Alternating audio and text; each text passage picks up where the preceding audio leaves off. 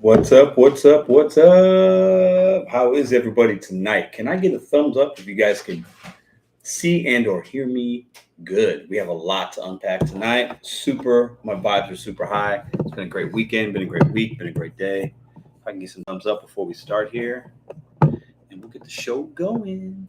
Oh Lord, man, this one. Okay, there we go. And I'll get into the live chat in a minute. I'll get into the live chat first, and then I'll kind of do my thing here. But if I can get some thumbs up, that would be helpful if you guys can hear me okay. Hopefully we don't have any technical difficulties.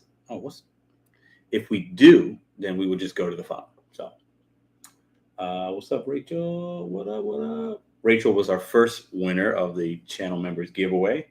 Daphne, thank you very much. TN, thank you. All right, we are live and we are rocking. You guys can hear me fantastic. Happy Sunday to everybody out there. Hope you guys are well. If you're out driving, dashing, whatever, please be safe. If you're listening to the audio, don't follow along in the live chat if you're driving. Be safe. All right, so tonight, let's get into the live chat first, and then I'll give you guys a breakdown. So let's see who we got in here first. There is a question. If you guys want to answer that question, we'll check out that question, the question poll later. Catherine, what up? Don, what up? PPP, let's go. We got Janine in the house. Sorry, I'm squinting probably. April Beans in the house.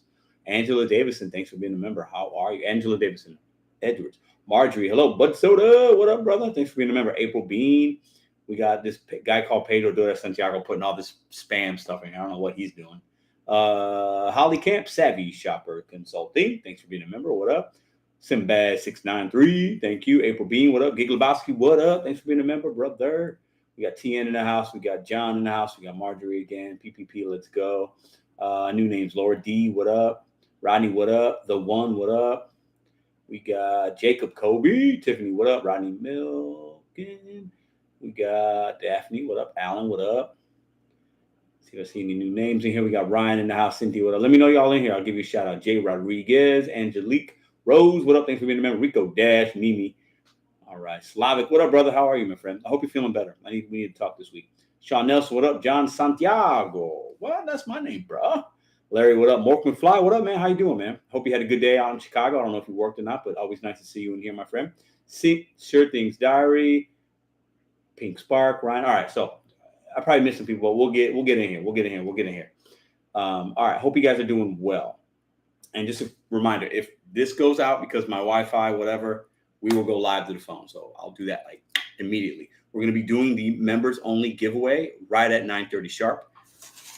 Ruby's sleeping. We try to put her down. We had a long day today. Fun day, but she's got to sleep. So I got all the names written down right here, okay?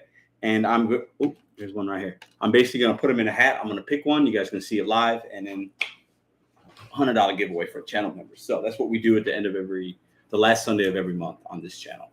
Okay, so let's dive into, we'll talk about topics. We'll talk about the 3 featured channels. We'll talk about my week.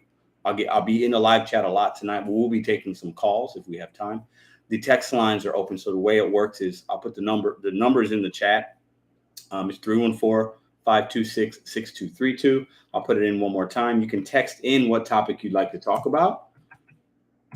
And we will possibly, your call might be taken. That's kind of how I have to do it, the current setup that I have. So topics this evening. I did a video today. There's a lot of TikToks and a lot of viral videos and videos even on YouTube being made about this is what happens when people don't tip. And, you see a cut to a shot of like a dasher in his camera or somebody's showing you 10 or 20 or 30 or 5 or whatever, a number of bags sitting there. You never know how long they've been there, but maybe they've been there a while. Maybe they've only been there a minute. Maybe they've been there 20 minutes, 30 minutes. But the general consensus is that if you don't tip, you don't get your food. I think that's true, but I also think there's a lot of other reasons. Time of day, proximity. Somebody might tip $5, but if they're 15 miles from the restaurant, that order doesn't look desirable, maybe, right? Somebody might tip $2 or $3 on their McDonald's order that's only $15 worth of food. Good tip. It's a suggested tip from DoorDash, but maybe they're too far. Maybe it's 6 p.m. on a Friday and somebody doesn't want to take it. So that's what delays it. I think a lot of orders get delivered, but sometimes they're delayed. Are we using the wrong word? Tip is to ensure prompt service.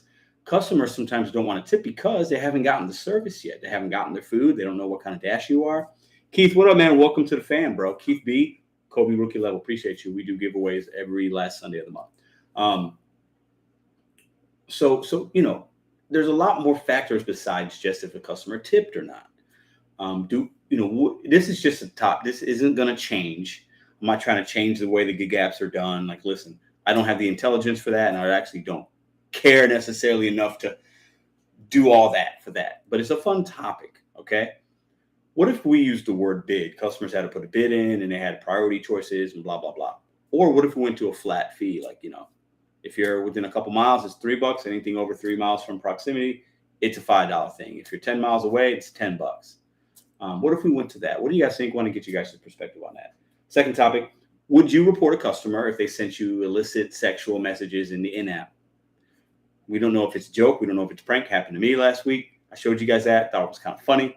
I don't take things like that seriously, but it could be a safety issue. It could be trying to entice a young man to get something from that customer. You get in there, you get, things. People set people up. Would you report a customer for that? They would probably report us if we said, if I dropped off food to an attractive woman and I text her back, you are so beautiful. I'd love to do this. They're probably going to report me, as they should. Gig strikes. What are the positives to doing a gig strike? Not the negatives. I've gone over that. What are some of the positives of striking in a gig economy? If you have any thoughts about that, you can use that as a topic. Fourth topic, I know. Gas prices. At what point in your market, if the gas price hits this amount, would you have to consider stop doing gig work and figure something else out to where it's cutting into your profits too much? Everybody might say, somebody could say $5, $7.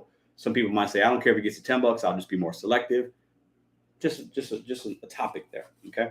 Don't forget to text in what topic you'd like to talk about, and we might take your calls here. We're going to be taking calls after.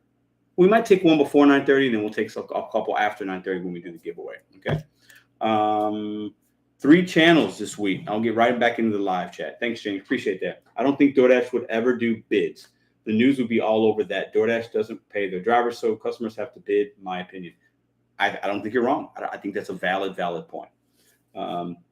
3 channels this week. So first channel is PickyPink, PICKY, capital PINK. She does some dash videos. She sent me a video the other day, and I saw it, and I thought it was absolutely hysterical. I'll give you just go check out that channel and watch that video. It's an easy watch. It's hilarious. I hope she's watching right now. I don't know. She's probably going to watch at some point. Just go check it out. The second one, Delivery TV. Now, this channel is Spanish language. So anybody that speaks Spanish, if you know people that speak Spanish and there's not enough channels on YouTube for them, this is a bigger channel, but he does a great job over there. Delivery TV for all my Spanish people out there. And the third one, like I try to do, is not gig related, but it's a channel that I kind of like. And you guys know I'm a huge basketball fan. Love it. Played it, coached it, all that. Love it, love watching it. I love everything about the game of basketball. So there are a few channels I follow on YouTube that are basketball related. This one is a girl's channel. She is a woman. LoLo Fitzmo. She went to Syracuse College. If you don't know, Syracuse just had a big scandal last year or so, or even this calendar year, where the coach got in a lot of trouble for doing some crazy things. She was part of that. So she shares her experiences, but she's like big on TikTok and Instagram and YouTube. And she does some really cool videos, and she can ball. She's a baller. And she does these videos where she'll take her and 4 other girls will go to an open gym, like a rec gym, like a YMCA Club Fitness. And those 5 girls will play 5 dudes, and they demolish them. It's fantastic. I love it. LoLo Fitzmo, check it out. And hers is kind of a bigger challenge as well. But so that's what we got going on. My week has been good. I know a lot of us out there are struggling. I've had weeks where I've struggled. The last couple of weeks have been really good in my market, mostly because the weather. I think there's just less people that want to go out, and there's been an influx. Uber's been hitting. I got a $100 promo on Uber for doing 50 deliveries in the last 2 weeks. So I only worked 26 hours this week, and I hit my goal. Extremely blessed, happy. It took no skill to make money this week. I didn't, it is what it is. I got lucky, and I made a couple good decisions. I've had a good week. So that's all I got with the gig apps. Not a lot. This weekend was great. I didn't work Friday night. I didn't work yesterday. I didn't work today. Family day yesterday. I had a little bit of a family day yesterday. Yesterday was at my dad's, and then today was family day. Took the family to brunch. We hung out, did some shopping, did some meal prep for my girlfriend. Just finished that up about an hour ago for the week. It's been a great week. So let's get into the live chat, and we'll do that giveaway at 9:30. So we're about 19 minutes away from that. What up, Tiffany? Rita Joe. PickyPink, did you hear my shout out? Lauren, what up? Carolyn, what up? Joseph, what up? Eric, always good to see you, my brother. Thanks for being a channel member. We'll be doing a giveaway soon. We got, let's see, Michaela's in the house. I did very well this week. I'm glad to hear it. Robert says, dude, thank you so much for all the effort you do to put these videos up every week. I love that. Oh, no problem, Robert. I enjoy it.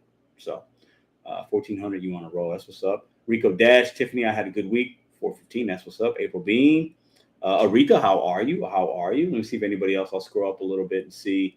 Porky 90, David, Garden State, New Jersey. Do you speak Spanish? I speak very little. My mother and father speak fluent Spanish. They don't use it every day. My grandmother only speaks Spanish. My grandmother knows maybe 10 words of English. I don't speak enough of it. I don't use it every day. I didn't use it every day growing up. So, let's see what I got. Rito Joe, Carolyn. All right. Odeka's in the house. What up? Pia, what up? Always good to see you. Steve S, what up? What up? Robert. Okay. Let me see what we got. Lauren. All right. Let me read some comments here. Oklahoma Get Work, what up? Thanks for being a member, bro. Get Dasher, what up? Are we ordering dinner tonight? We are. So I tried to place I put in an order. I'll show you. I put in an order for Applebee's, actually, which is about 6 miles from me. I used to work at Applebee's. And I think that's where we're going to try to order from. So I'll do the giveaway, and I'm going to place the order right after the giveaway. And if that channel member's here, what up, Nova Dasher? I'll take your call live, and we'll just talk for a minute if you don't mind. If you don't want to, that's fine. And then we'll place the order right after that, and then we'll get in the live chat and take some calls and talk about the topics and whatever else we got going on. So we're going to place the order a little bit early this week. Joseph, what up? Just got my first $200 day. Appreciate all the tips, bro. Hey, Forrest, all good, man. Keep grinding.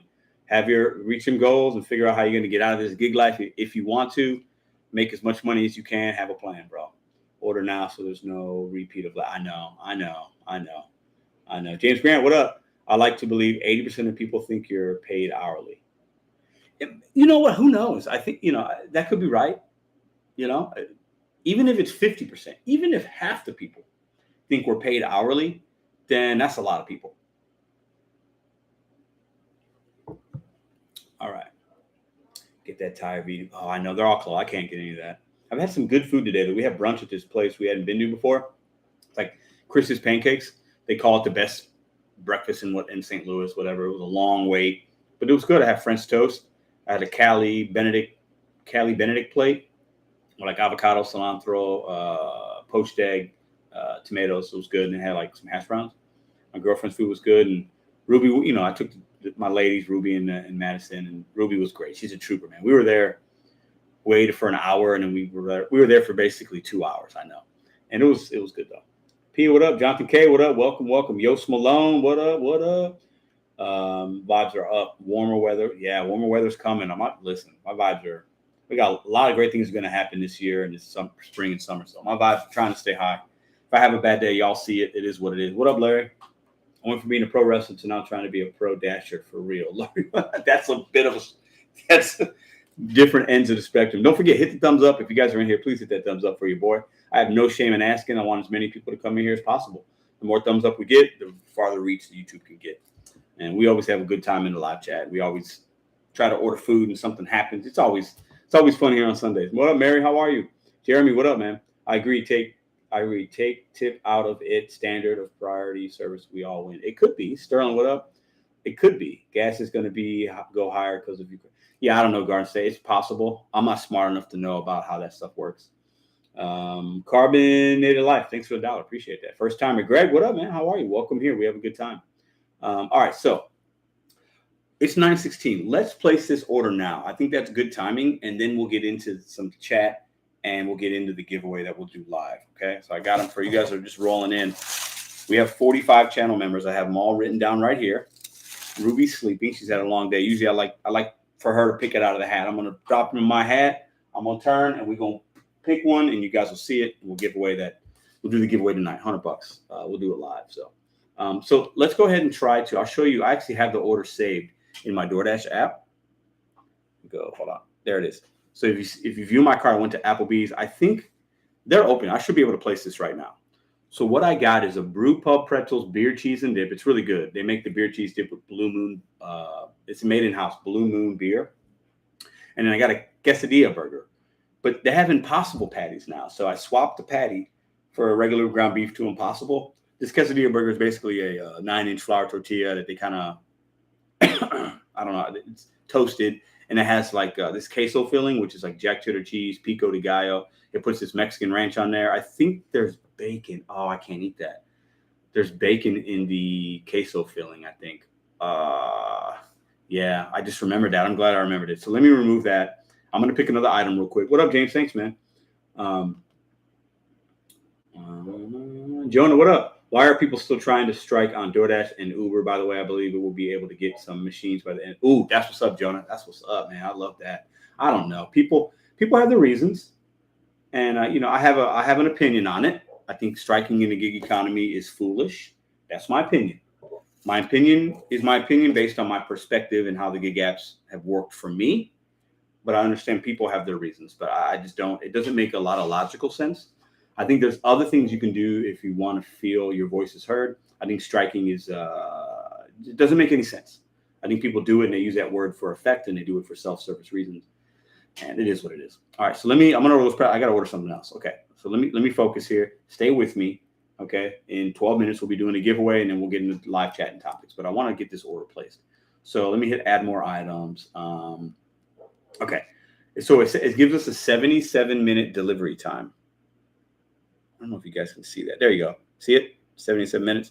So that's fine. That's the minutes. I mean, we're going to be rocking tonight for probably at least another 2 hours. So it doesn't matter.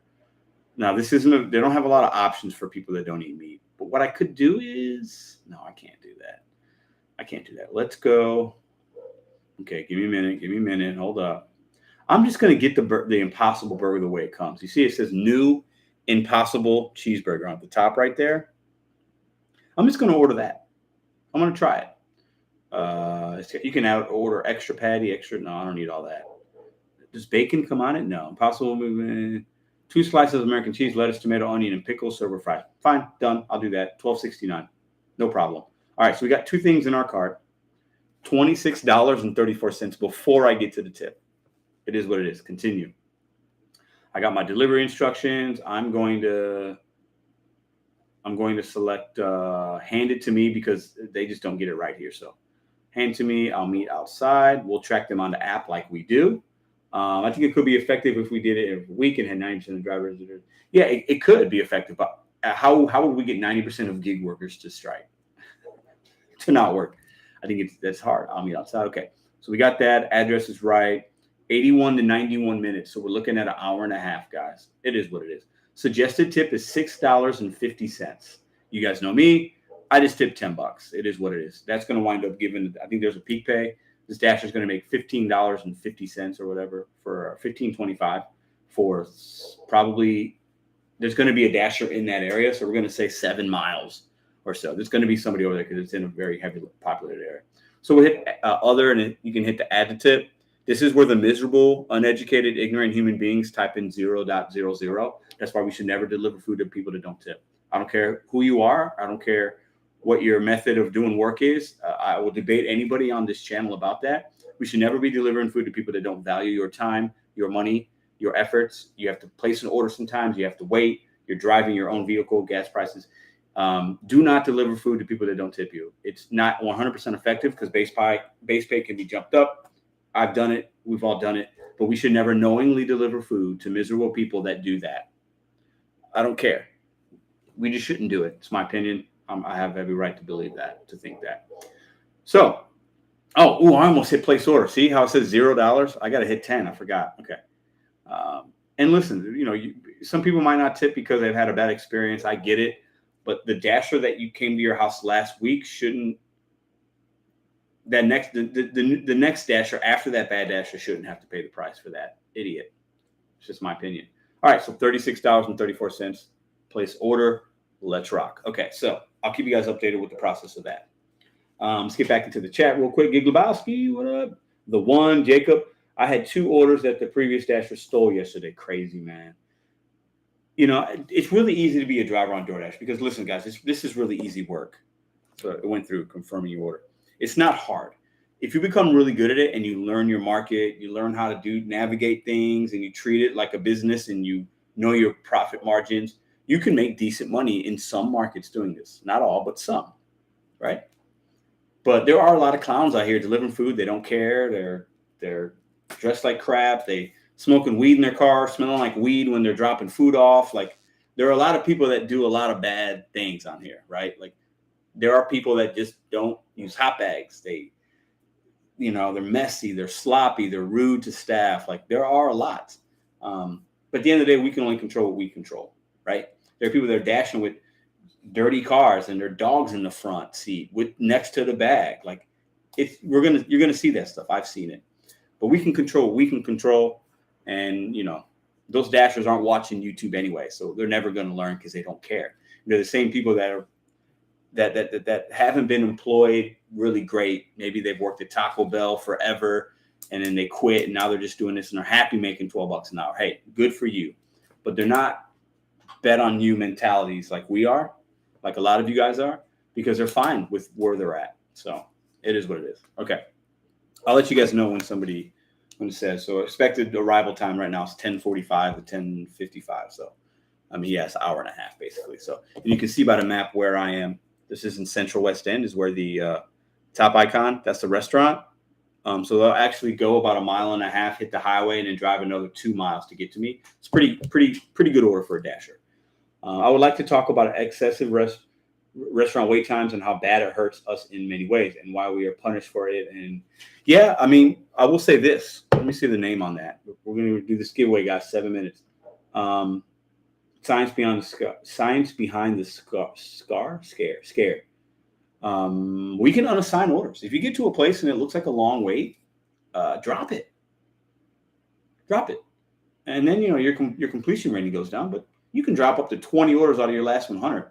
It's got to be really hard to get your completion rating below 80, in my opinion. And you're talking to somebody that unassigns pretty much on a daily basis. Good point, though. Takeem the Dream, what up? Just in time, bro. We better ready to do this real quick. Jose, how are you? Jeremy, they are punishing restaurants now. They are. McDonald's is being held accountable. Chipotle has been held accountable. It will happen. It takes these big companies a lot of time to make decisions because it just takes time.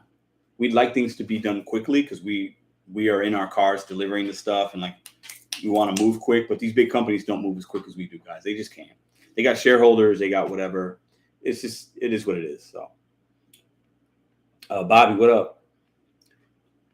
Restaurants should be held. They should be. Absolutely. I've been saying that since the first month of this channel, basically. I think it's one of the top 3 issues is that there's no accountability. Once DoorDash signs you up, or Uber or Grubhub, once they sign you up and they get your fees, I'm talking they get the restaurant's fees, the care value is done. They have sales representatives at DoorDash that sign up these restaurants, and then that's it. They just want to get as many options on there. Don't blame them. That's what I would do. You want options, but the accountability is trash. Because at the end of the day, they'll just charge the restaurant for mistakes the restaurant made. So they might pay us half pay, but if it's because the restaurant was closed, the restaurant's getting charged for that. The customer will get a credit. DoorDash isn't taking a hit. If they pay me $6 because it's half pay, the restaurant is paying that, guys. So that's accountability. But some of these restaurants, depending on how they're ran, if they're local, franchise, corporate, it is what it is. It's part of their cost. They don't care. What up, Mort? Full-time job is an oxymoron in this. Yeah. How long you been doing this, Mort, and how long do you do it currently? Like per week, like you full-time, part-time? Full-time job isn't. Yeah, I just read that one. Sorry. Joseph, what up? Welcome to the Kobe Level Legend, man. Appreciate you being here. No matter how much you work, it's full-time. Yeah, that's interesting because, I don't count my active time. I count my dash time. So if I'm out dashing for 30 hours, but my active time is 16, I go off to 30, not to 16, because I'm in the car. If I leave at 10:30 a.m. and come back at 6 p.m., that's how long I was out. I don't work. If I only worked 5 out of those hours, I don't say I only worked 5 hours. No, I worked 7 hours or 8 hours, 5 years. So you're an OG in this space. You know more about this than I do, for sure. Way more than I do. My first order today was to my nephew and niece, and had a good day for my market. $80 in 3.5 hours. That's what's up, Rachel. It's all about your market, right? It's all about your market. I mean, if the business is 20 hours, that's still a full-time effort because of the risk. Yeah, yeah. But I will say this: I think at least with the numbers that the gig companies share with us, 10% of us do it full-time, and 90% of us do it 10 hours a week or less. So 90% of people doing DoorDash, at least. We'll just talk that, because I haven't seen the numbers on the others, but it's probably similar, within 10% or so, are doing it on their 1 day off a week, or doing it Friday, Saturday, or they're working an 8-hour shift on a Sunday, or they're working Monday, Tuesday night after their job, and then, taking the regular days off. So most dashers and drivers in the gig economy doing delivery are doing it part-time. And I don't think they're as affected as some of the full-timers, because they don't see as much. They're not put quite as much risk for whatever safety or whatever else, because they're just not doing it as much as some of us full-timers. But I think this is a good way to make some side money hustle if you can do it. I think doing it part-time and supplementing some income, or working to pay debt off, I think it's a smart way to do those kind of things. I do think it's really hard work to do it full-time and do it for a long time. I think not everybody is made to do it like that. I think the Mort McFlys are few and far between. The Bud Sodas, the William Andersons, the Roys, the UDMs, the DoorDash dads, the Kim side money plans. Those are 1% or less of people like that you guys know and see that can really do this and make it work. It's hard. It's not easy, and it will be market dependent as well. So, okay, AM. We got 2 minutes till countdown, guys, till we do the live giveaway, which is exactly why full-timers should get order priorities. More catering and higher base pay. I see that point. But if they did that, do you think, what do they do with the 90% of the workforce, if they're only going to incentivize 10%? I think there should be something to active time and how long you've been doing it. There should be something there. Higher base pay, I think, is what you said. So my base pay is $225. I've been doing this full-time for only a year. I've been on the app for 2. Actually, a little bit less than 2 years. So I don't consider that a long time. But hey, I do have a lot of deliveries. So yeah, maybe my base pay should be $3. And, but then how do you incentivize the new people from coming in? You want to bring the new people in, right? You want to keep them making money, right? So it's hard. It's tough. I don't know. I don't know if there's a right or wrong answer to that, right? It's all a matter of opinion and perspective and how long you've been doing it. All right, order's still being prepared. So this order is going to take a while. So it won't tell us that somebody's picking it up yet for a little bit, I think. All right, so we are right at 9:29. Let's do this giveaway. For everybody that's new coming in here, we will be taking some calls soon. The last Sunday of every month, if you are a channel member, that's not subscriber, that means you're a channel member. What channel members get is the giveaway at the end of the month. They get little videos that I send out that only they can see, and I ask them their opinion on things, and they can help me with channel topics. And then they get the emoji in the live chat. If you see somebody that has like the little green circle next to their name, they might have a wrench and a green circle like PickyPink has. That green circle with what looks like an S, I guess. I don't know. It's something. That means they're a channel member. We've had a couple new ones in here. So, all right, let's get right into it. Let's take the hat off. The hair is looking a little crazy today. Today's my day where I don't do much. So, okay, let's put these in the hat. Listen, I'm old school, guys. Eventually, we're going to have StreamYard on here. We're getting ready to move. I might talk about that later. Actually, we are moving on March 21st is our expected close date on the house. So I'm going to have an office in the basement. It's beautiful. It's going to be fantastic. And we're going to have new backdrop, soundboards on the walls, probably a new microphone setup. I'm going to give you guys better quality. It's coming. All right, let's do this live. And if I pick your name and you're in here, if you'd like to call, I'll let's see. If I pick your name and you're in here, you need to text this number right here. There we go. And this is just my way of giving back to you guys, because you guys have given a lot to me. I make money on YouTube. I make a stupid amount of money on YouTube. Now, I put the time and the effort in. I give you guys daily content. You guys watch. I monetize my videos. It is what it is. But at the end of the day, I make money on YouTube. It's just a small way to give back. And it's fun. I think people like it. Who doesn't want to get $100? Come on. All right. Let's pick one. I got one in my hand right now. And drum roll, please. You guys are going to see it first. I just opened it up. I don't know if you guys can see that. Is that Taquim? Taquim, I hope I'm saying that right. Mr. or Mrs. Hilton. Taquim Hilton, you are the second winner of the members giveaway, my dude. And you've been rocking with me for a while. That's what's up. Makes me happy, man. So if you are in the chat, I saw you earlier. Go ahead and hit that text line, my friend. Not 22, but I don't know what that means. Congrats. Yeah, hit the text line. We'll do another one next month. Thanks for giving away. Oh, all good, all good. Don't go away. You guys can stay if you want, but I appreciate all you guys. So Taquim, Mr. Hilton, if you're here, hit my text line up. And I got Venmo, I got PayPal, I got Cash App. I could tie it on a bird and send it to you however you want it. You can get it, bro. Yes, sir. There he is. All right. Hit my text line, man. Text that number. Hold on. Let me see what we got. We got a lot of text coming in. Let's see if he wants to chat on the phone for a minute. Up to you. No pressure if you don't want to, but if you want to, you get first dibs since you're the winner. Go ahead and text me. Text me your information, Venmo, Cash App, PayPal, and then if you want to chat for a minute, and I send it live. I'll send it in the moment. We can talk. So, congratulations to Mr. Hilton. All right, winner, chicken dinner. Curious, since you said you make decent money on YouTube, do you think you'd still be doing the gig apps full time without the YouTube channel? Great question. Yes, I would be. So if this channel didn't grow how it did, if I didn't decide to monetize, I would still be working the gig apps. And I probably, honestly, at this point, would be working them more because I need or would want to make more money. But if I didn't have the YouTube AdSense check coming in every month, I'd be doing something else along with the gig apps, if that makes sense. So they've fused together and they've become one in some ways, if I'm being honest. But I won't always be. I have an exit strategy with the gig. I'm not going to just do. I cannot sustain a YouTube channel and the gig apps forever. That's not my goal. I realize that, but I'm doing them now because it's fun. I am making decent money doing both, but there's an end game strategy and the channel will evolve and change. So great question. Thank you. I appreciate that. What up, Eric? How are you, man? All right. So let's see. Boom. Here he is. I'm going to ask him if he wants to chat real quick. And no pressure, man. But Rachel won last time, and if you want to chat real quick, and I'll send you. Looks like you got Cash App because I see the $sign, right? So that's what's up. I'll send that.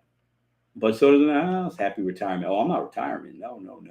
I am in my prime, working, making money days, and we just bought a house, so I got a lot going on. That's good, but I also have a lot to do. You know what I'm saying? So I'm gonna keep grinding and building on things and. This channel is going to change. I'm going to do some. I have a lot of goals and a lot of dreams. I'm going to do a lot with this channel. All right, let's give him a call real quick. All right, hold up. First call of the day, and we'll see if he wants to talk about any of the topics as well. And let me know with a thumbs up if you guys can hear. Hello, what's going on, Pedro? Mr. Hilton, how are you, my friend? Hanging in there. I'm at McDonald's drive-thru line right now, waiting on an Uber Eats order. That's what's up, man. What market do you work in, if you don't mind telling everybody? Yeah, I'm in New Haven County, Connecticut area. Okay. Market. Is that a busy one? Well, they got Yale, New Haven, so it's like they got Ivy League school here, and then they got a hockey school called Quinnipiac. A lot of Long Island kids from New York go to that school, so it's like when our college kids are in, it's busy. But when they go home for recess, it's like, Yeah, no, I hear you. How long have you been doing the apps, man? I started DoorDash in May of 2018. I didn't do Uber or Grubhub until 2020, so I had DoorDash for 2 years straight. So I got all my ratings up on DoorDash for 2 years. Yeah, so you're an OG, man. You've been doing this for a while, then. Pretty much, I got over 13,000 lifetime deliveries on DoorDash, so I'm pretty. Wow, yeah. I mean, that's impressive, man. You've seen it all, I bet. Yeah. Just about, yeah, you can say that. That's what's up, man. Well, hey, man, I appreciate you being a channel member and always supporting the channel. And I'm gonna send you that winnings tonight, my friend, and I hope you can put it to good use, my man. I sure will, man. I appreciate it, man. Thank you so much, Pedro. No problem. Talk to you later. All right. Love it. Let me write that name. I need to write the name down because I don't want to I won't forget it, but you never know. Your boy here is a little. I'm getting old in my age, so All right, we'll send that to him shortly. So no status update on the order. They're still preparing it, is what it says. All right, so channel topics. Let's go over then. We'll go over the channel topics real quick. I'll check the text line. Channel topics. Tip versus bid. Should the gig apps go away from using the word tip on the app and turn it into a bid word? Just a topic. Would you report a customer to DoorDash or any app if they sent you sexually explicit, harassing messages in the in-app? That happened to me. I showed you guys on the video. What are some of the positives about a gig strike? Not negatives. I've already handled that in a video. What are some of the positives? If anybody wants to talk about that topic, that's the topic. And gas prices in your area, in your market. What amount would the gas have to be for you to consider stop doing gig work and figure something else out? Okay. Some people, some analysts might say it's going to hit $5 this year, like national average. Others are saying, well, in LA, I think it's already about $5. You know, some people are saying $7. I mean, that would be nuts. What's your price? So let's go to the text line. See, we'll take a call or two here. Okay. Let's see. We just got one. Mort, I'd like to talk about the tip versus bid. Absolutely. Let's do it. He was the last text I just saw. Let's do it. I'm going to ask him if he's ready now. Don't worry. Stand by. We'll take a few calls tonight, guys. Dancing Grandpa in the house. What up? What up? Taquim, I will send you that tonight, my friend. Don't worry. I wouldn't care if they get sexual, man. I'm on adult and I can handle it.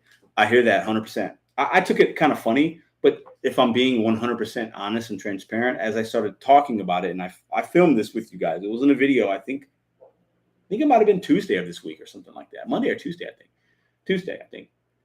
And I thought, okay, yeah, it's funny. It could be a joke. But many of you guys in the comments say, oh, it's probably a buddy ordering for his buddy and it's a prank. I get it. We've all been kids once. It's whatever. But let's say I'm somebody that takes that person up on that offer. And I go knock on the door and I'm like, yeah, I saw your text. I'm interested. I'm not saying I'm going to the extreme here, but that could be a complete setup from a woman or a man, and then their boyfriend or girlfriend's there, and boom, you get robbed. They think you got money. They take you. That's possible, and because that's a way of getting you into the house. So you have to think about that. I'm just playing devil's advocate, right? So do you report that customer, right? It's interesting. I had never seen that before. Somebody used it in-app messaging, and they put it in with the delivery instructions. Like, it was crazy. So, all right. Mort says he's ready. Let's give him a call. And if I can get a thumbs up that the audio is okay as he's on the phone, guys.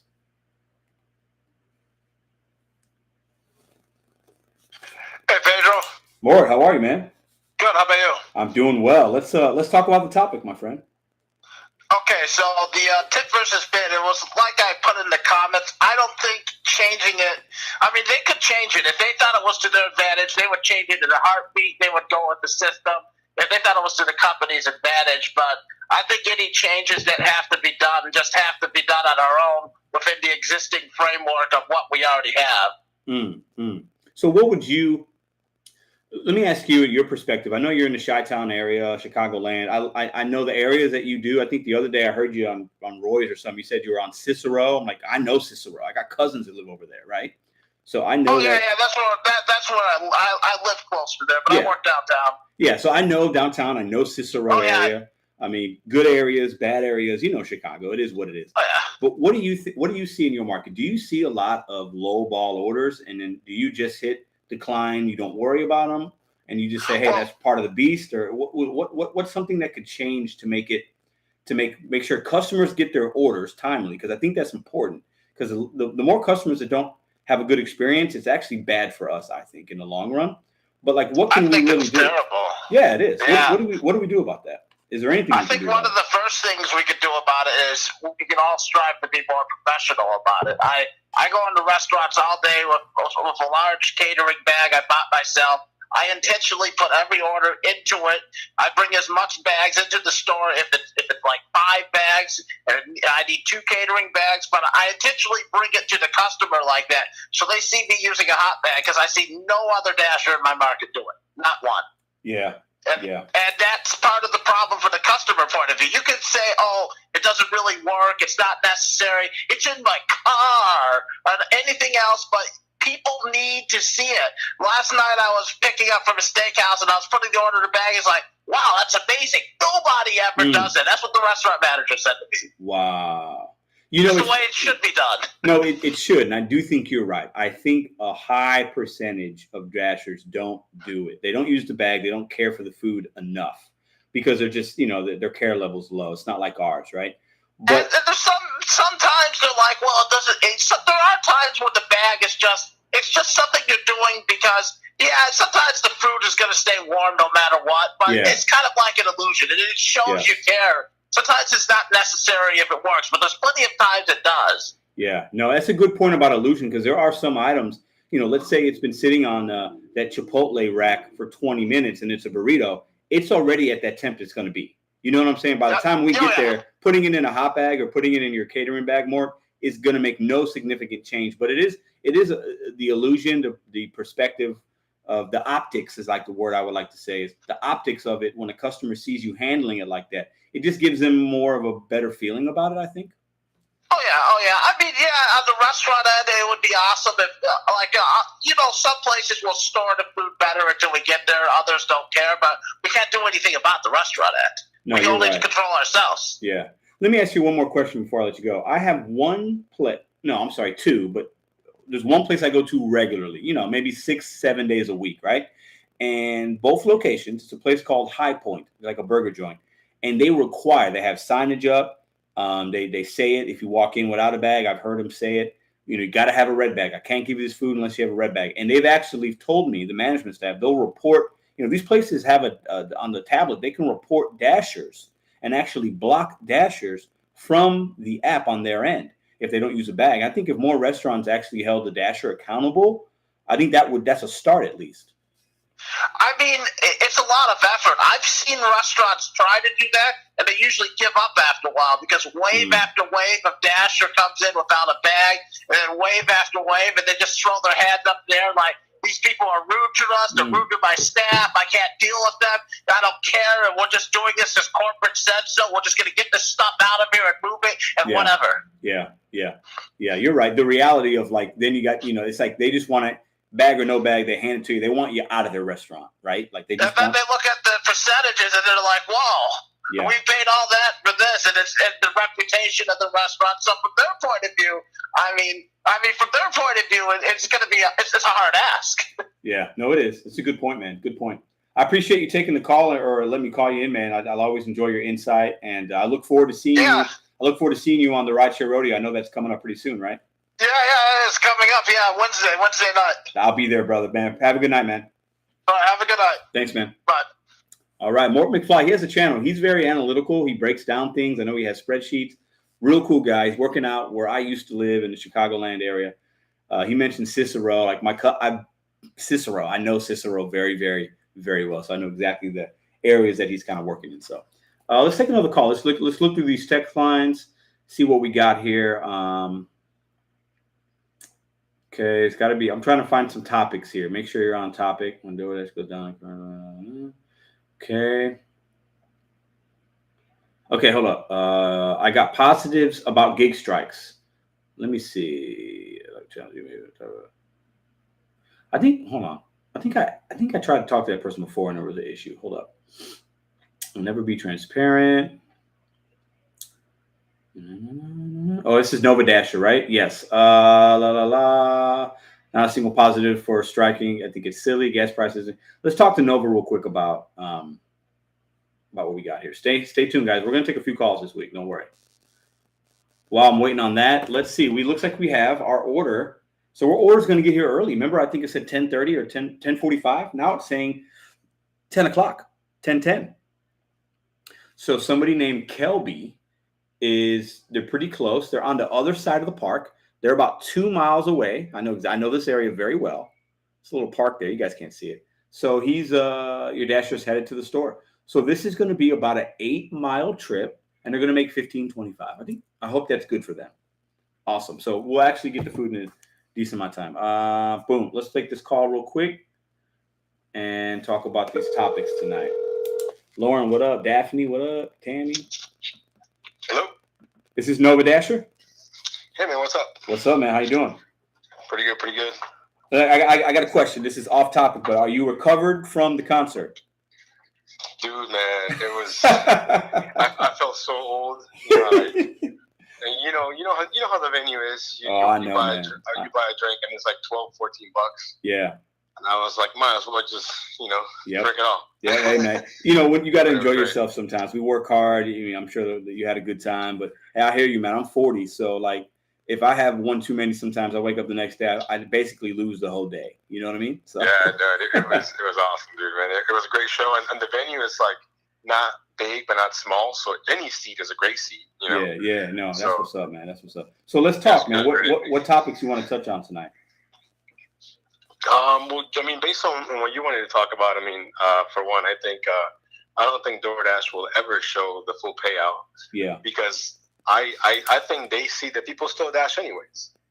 So yeah, I think I'm sure they realize that most dashers are smart enough to figure out how to find the hidden tips, how to take the good orders. And they just hire more drivers every day, so someone's always going to take that Wendy's order that you will never take. Yeah. So great point. I don't see them.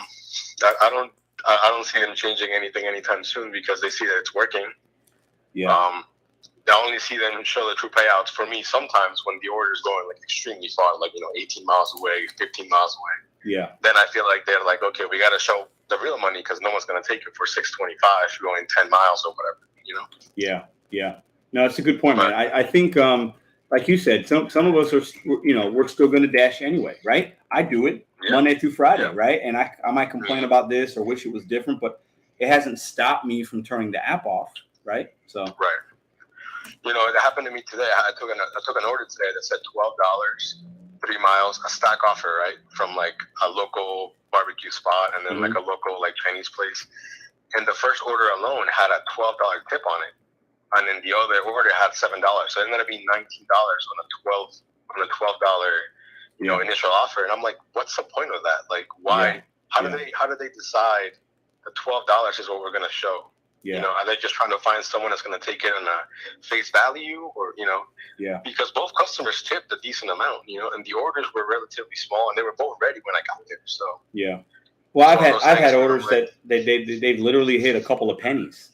Or 25 cents, like what's the point of showing me $6.25 or $6.50? Then it goes up to $6.75. Like it's really silly.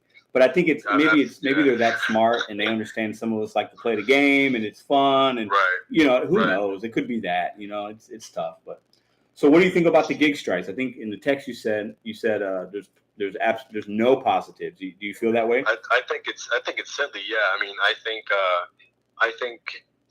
All DoorDash has to do is to throw out some peak pay, and everyone's gonna get back on. Yeah. I think there was a strike maybe like last year, I think, or at least I think there was a strike, and I didn't notice any difference. If anything, it felt busier.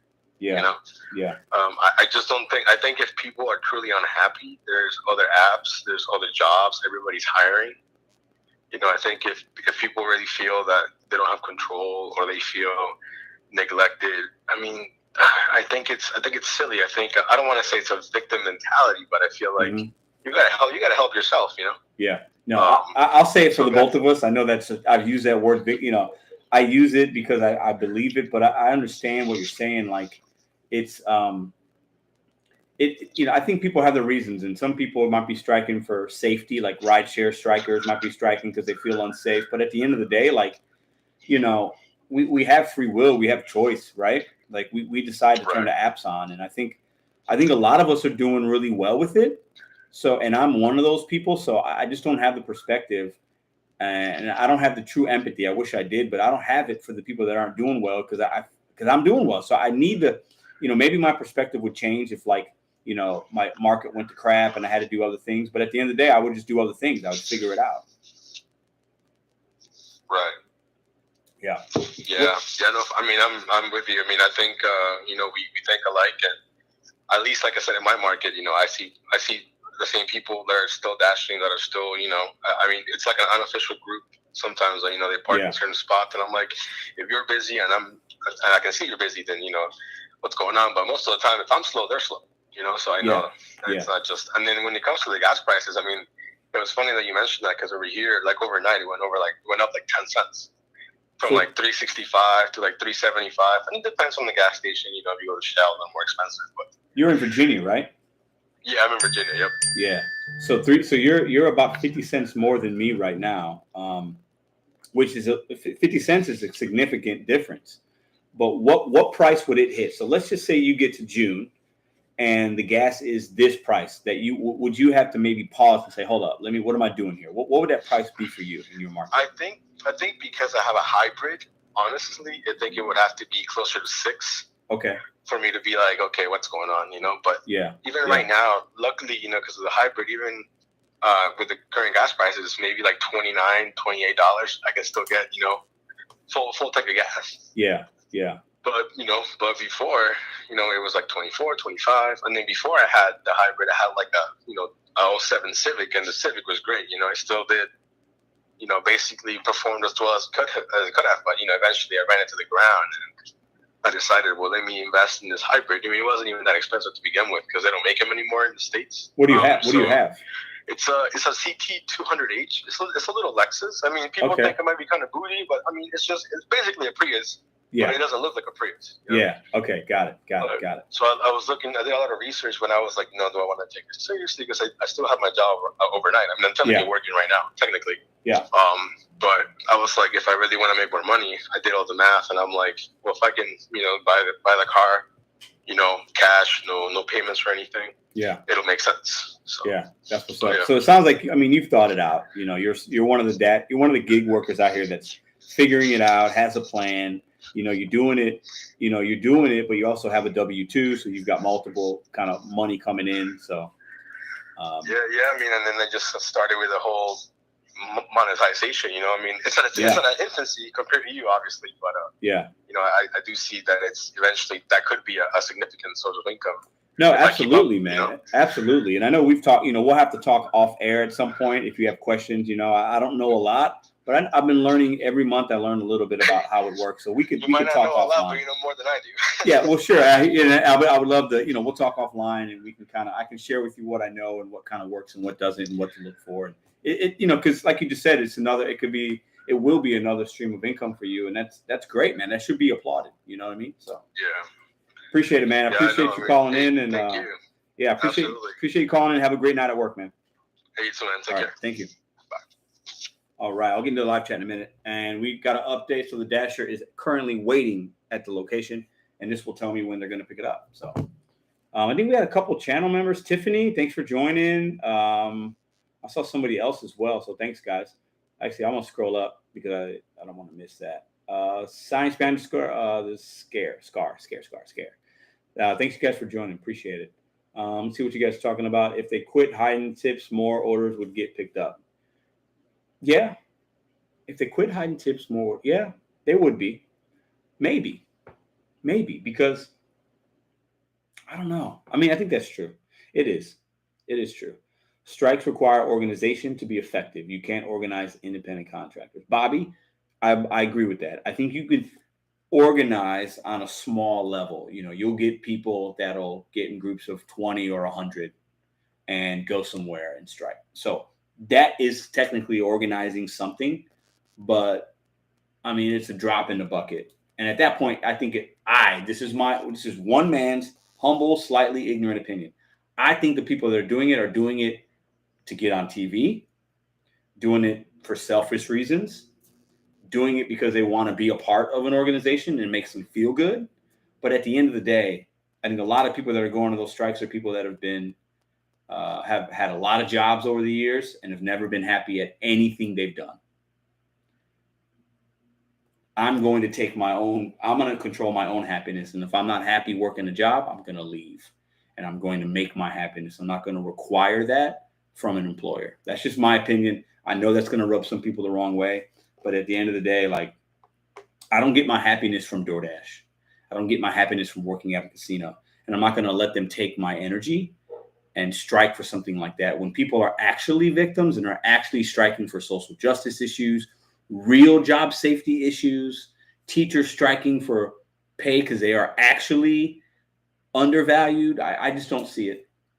So, and I would love to talk to anybody that has an opposing opinion about that. So, but Valdesat led last year's strike. Where is he now? Yeah, I don't know.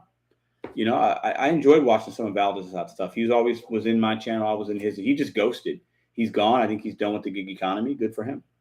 I don't think he was somebody that needed to really work for real like that. So I could be wrong, but you know, that's what I think.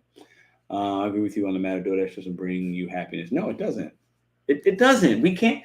Listen, I mean, I know victims. I know people that have been taken advantage of certain job sites and work and have been fired unjustly. Like, I get it, but I don't see that in our community. I think most deactivations are just, not all, but most. You probably did something against the TOS, guys. If I got deactivated tomorrow, I would be upset. I'd make a video about it, but I'd figure it out. But I multi-app. I take orders going in the same direction. I bring food sometimes to a door without using my hot bag. It's in the hot bag's in the car, and then I might pull it out and bring it up to the steps. Customer could see me do that and say, he didn't bring my food to the door in a hot bag. Deactivated. I could roll my eyes at the girl at Wingstop. Deactivated. But I have to take personal ownership of that. So, you know, I saw, and this might come off as insensitive, but I'm going to say it anyway. When the strikes were going on and they went to Tony's house, I was like, man, that's crazy. But hey, do you protest? There's people out here losing their lives, but let's go ahead and protest about base pay. That's how I looked at it. It was silly. Okay. You're independent contractor, whatever, you want more money. And one guy was crying because he couldn't pay his rent. Hey, I've not been able to pay my rent before too, but that's on me. I didn't blame my employer for that. I can sit and whine and watch TV all day and watch YouTube and go on a strike. Or I could, instead of walking to the strike, I could actually go and make some money to pay my rent. It doesn't make any logical sense. It just doesn't. And to see the guy say, I can't pay my rent, it's because DoorDash doesn't pay me enough. What? You don't pay yourself enough. You're taking the bad gigs, the bad jobs. You decide to still turn the app on and get mad at the app instead of figuring out your market and figuring out what you can actually make money doing. It just doesn't logically make any sense to me. Sorry. You guys know I get on a rant and I get passionate about stuff, but we have to take personal responsibility. So when I, years ago, wasn't able to pay my rent, it was because I was mismanaging my money, going out, spending money at the bars too much, maybe. I was spending money going out to eat. That's why. Now, there are a lot of people that can't pay their rent and they're really working hard and, like, you know, single moms and this and that. They don't have childcare. I get it. Those are different situations. But at the end of the day, if you can't pay your rent because you use DoorDash as an app, that's on you. I'm sorry. That is 100% on you. It just is. Because you might have to stay out longer, but you can make money on DoorDash. Sorry, guys. Sorry. We have to take personal responsibility. And you guys know I complain about the apps all day. I got more videos on YouTube bashing DoorDash than anybody. Look it up. I got more videos on just DoorDash than anybody else on YouTube. I have over 600 videos. Other people have a lot of videos, but they got videos about a lot of topics. I complain about DoorDash, and I've done it for a long time. I'm stepping back a little bit because at the end of the day, I realized, you know what, Pedro? Are you going to complain or are you going to do something about it? Are you going to figure another way? Are you going to figure it out? I'm not going to sit here and just complain all the time anymore. I'm just not going to do it. I'm going to take ownership of my life and figure it out. I just am. And I think we need to be, I want to talk and help people that are thinking like that. And if you want $15 an hour from DoorDash and you want to be an employee, great. I do not want that because I make more than $15 an hour, right? Toys are gigs. What up? I noticed now that DoorDash is starting to penalize restaurants for making dashers wait. Yes, things have been so fast in my area. We needed this. Hey, that's great. I know they're doing that with Chipotle, with McDonald's, which are basically the two biggest merchants on the DoorDash app. Those are the two that are ordered the most from. So it makes sense to start with them because they're going to get the most results from those two. What up, Zach? How can you strike against a non-employer? How about getting better at your craft? My guess is these people are just very good at what they do. These people aren't. I agree. But, you know, when I made that video, let me just talk for a second because you know me, guys. I got to get it out of my brain so I'm not staying negative. Ooh, the food's on the way, I think. Oh, your dasher is completing another order nearby. So this was probably a stack. Hey, make your money Kelby. I'm glad you're making money. Awesome. He's got a great stack because he's getting 15.25 from me. So happy he's making money. But you're welcome, Nova Dash. Appreciate you calling me. Thank you. What was I saying? Oh man, I lost my train of thought. We just gotta take part. Listen. Okay, yeah. The video I made when I was talking about crying, like I feel like the people, and this is going to come across as insensitive. I know my mind can be changed. So if you're watching and you're a content creator, a subscriber, a viewer that feels very differently than me, I'd love to have you on next week. All respect. My mind can be changed. I don't know everything, but as I sit here right now in St. Louis, it's 10:03 Central Standard Time. Okay. I feel like the people that are wanting to strike and dislike that, I get there's things that could be better, but I fancy them, and this is going to come across as an insult, but hey, you can insult me next Sunday. I'm fine with that. I got thick skin. I feel like they're the little kid in the sandbox that you look at them the wrong way, and they like go and run and tell the teacher and they're crying about it. Or they're their employee at Walmart that's been there for 20 years, and they're in the break room every day.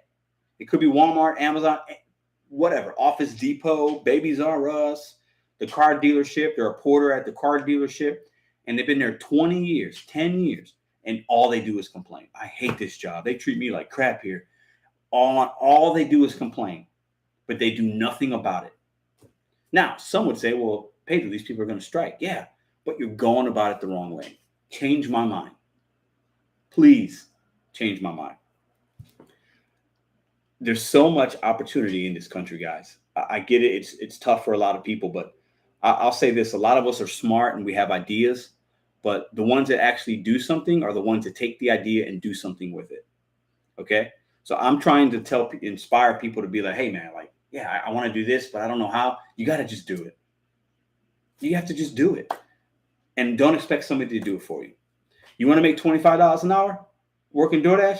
Figure out how to work your market. DoorDash ain't going to pay you more money. They're not going to up the base pay. They're not going to do any of that. You have to figure out how to make that $25 an hour. If you can't do it, get out of this line of work. Do something else. I'm all right. Sorry. I'm done.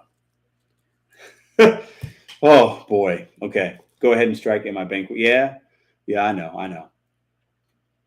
Mentality of entitlement a little bit. And I think some of that is the Instacart shoppers, I think, are just, they're built a little bit different than us food delivery. I think they think they're a little better than us sometimes. They're in the fancy Costco.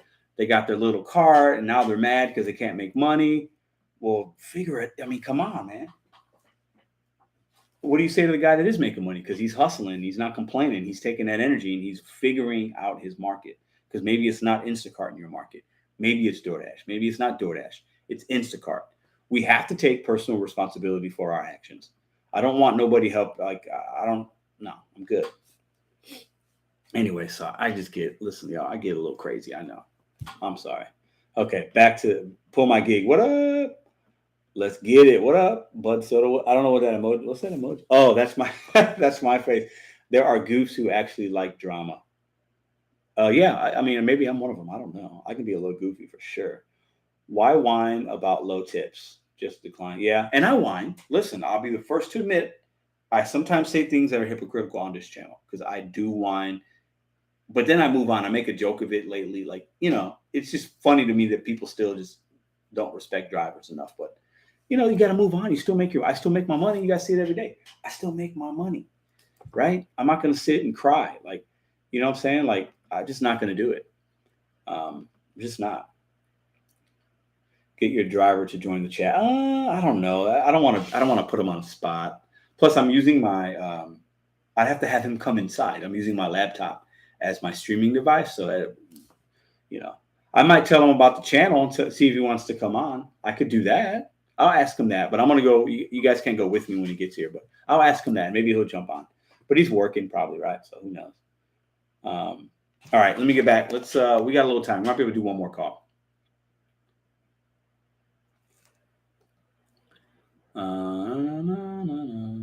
Tip, bid topic, and a hustle strategy mentality for my topic. After the drawing, all the heavy hitters out. No more. Let me see this person's ready. I don't know who this is.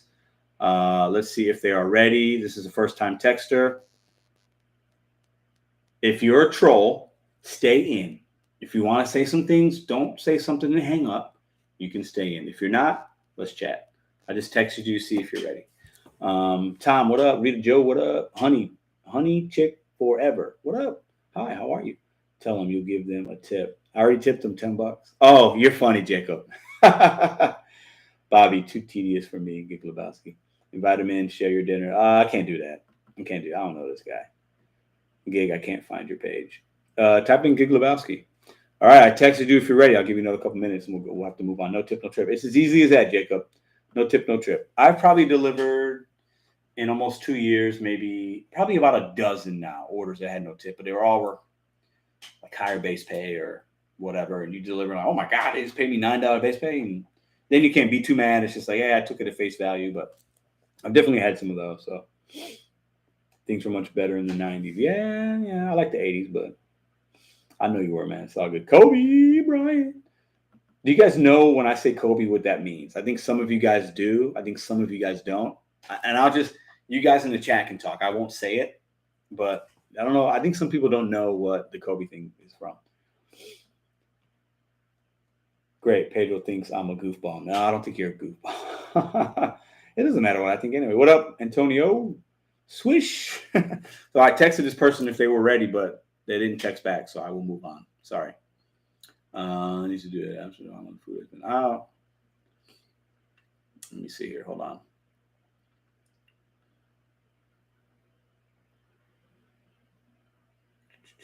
Hold on.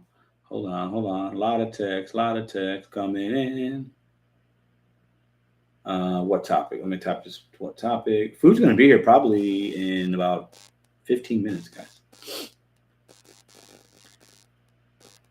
Base pay covers only the first 3 to 4 miles, depending on market. I think we should go to 0.58 cents added to the base pay for every mile after that. Initial 3 to 4 miles depends on.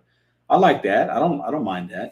Let me, I got something to say about it. I think it's Rico Dash. Let me add to that. So you guys remember when we had taxis before? We still have them, but taxis was the only thing, right?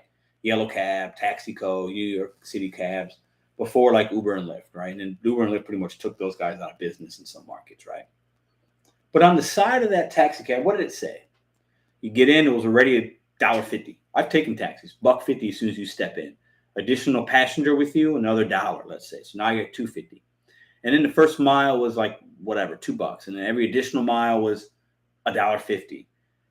Sometimes we're getting paid less per mile than the taxi guys. Why don't we have an implementation system of, hey, you're 10 miles away from the restaurant, $15. That's what it is, right? I don't know. I know why. Not as many people would order off the apps, but think about that old taxi cabs, right? You were paying per mile.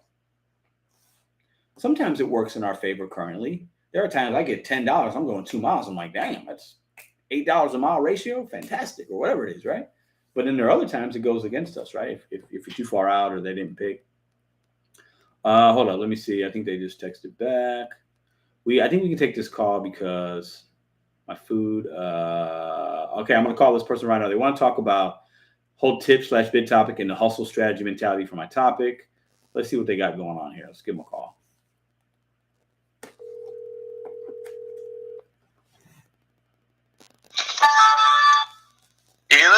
Hello. Who do we have on the line tonight?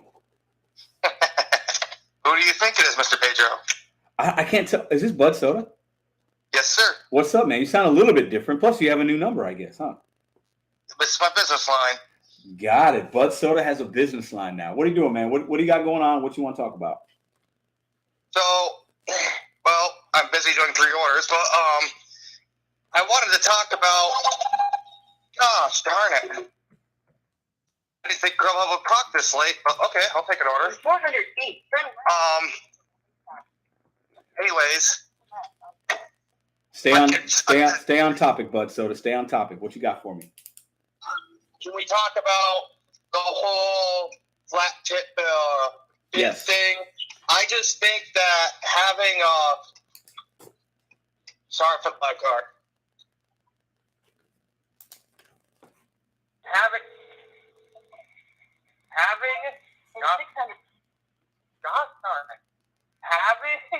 a flat tip is a horrible idea. I would not make any money that way. I think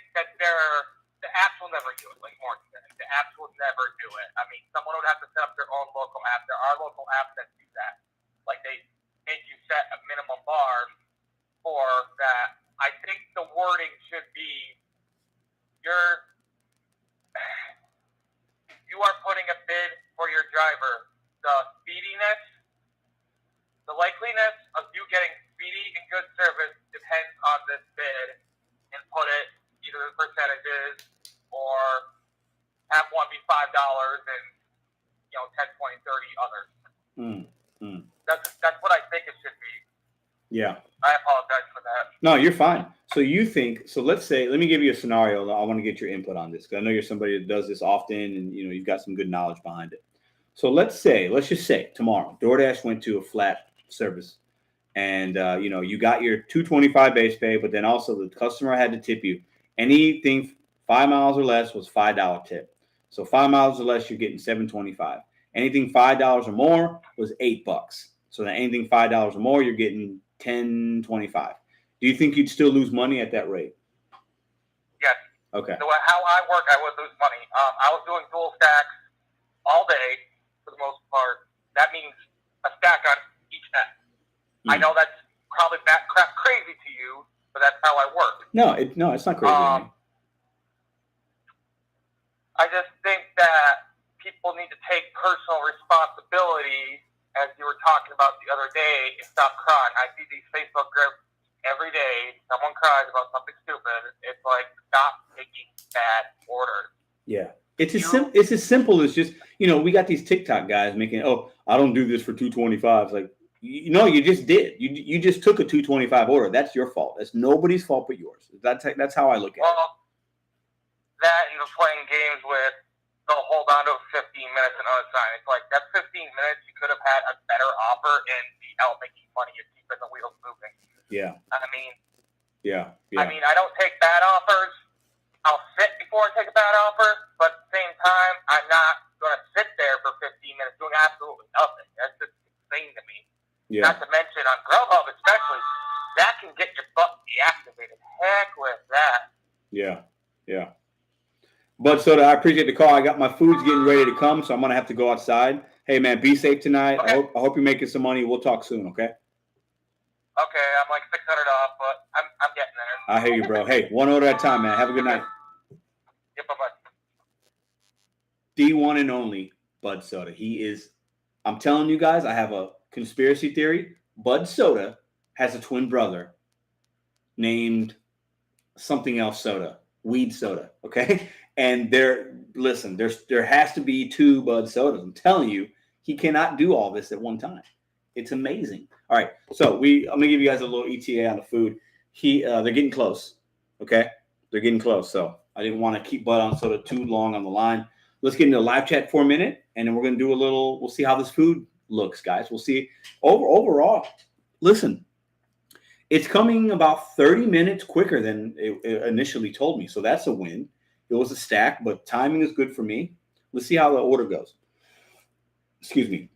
USI Screaming Eagles. More Finance makes $3,000 a week on DoorDash. More Finance makes $3,000 a week on DoorDash. I don't know if I believe that.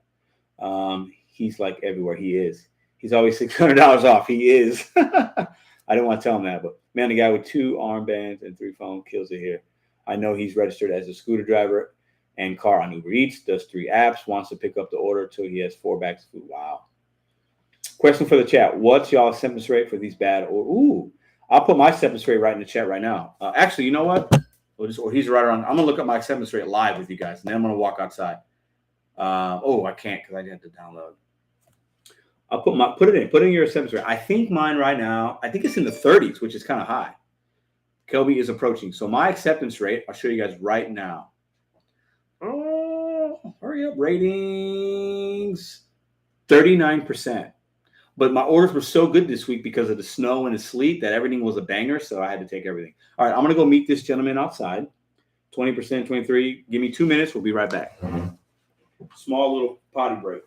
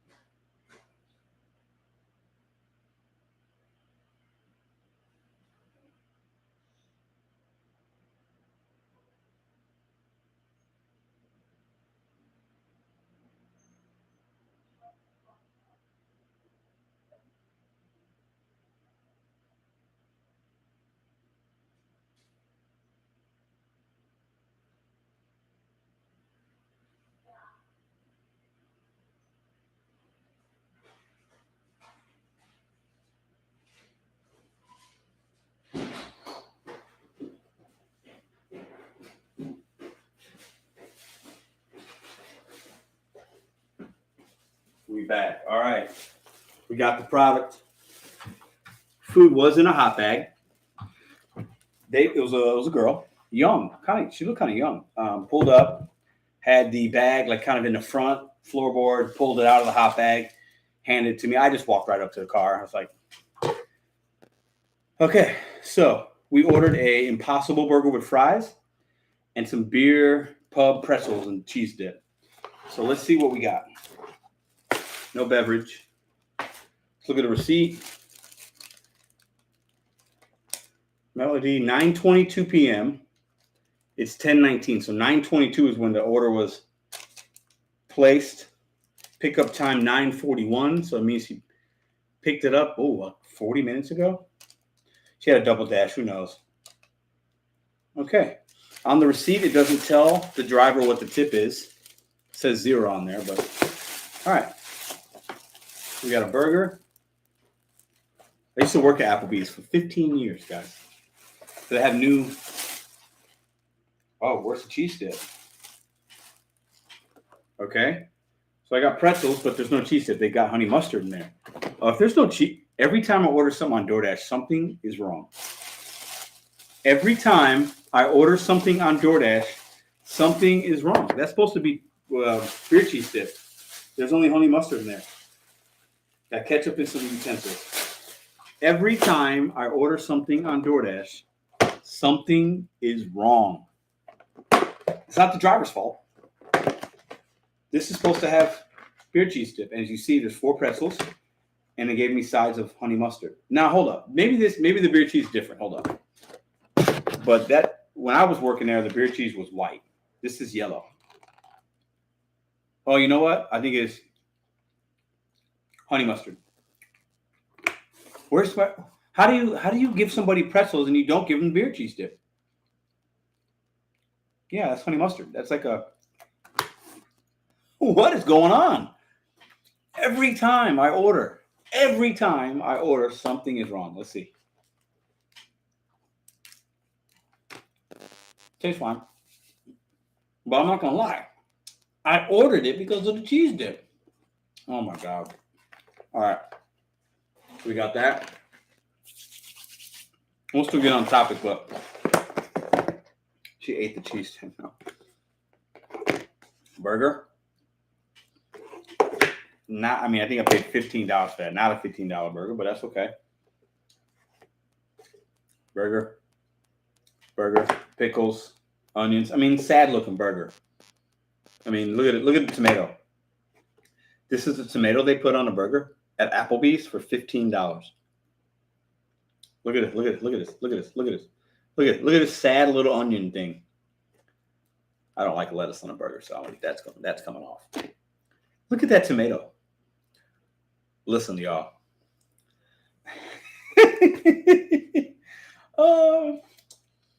It's funny. French fries, let's take a look.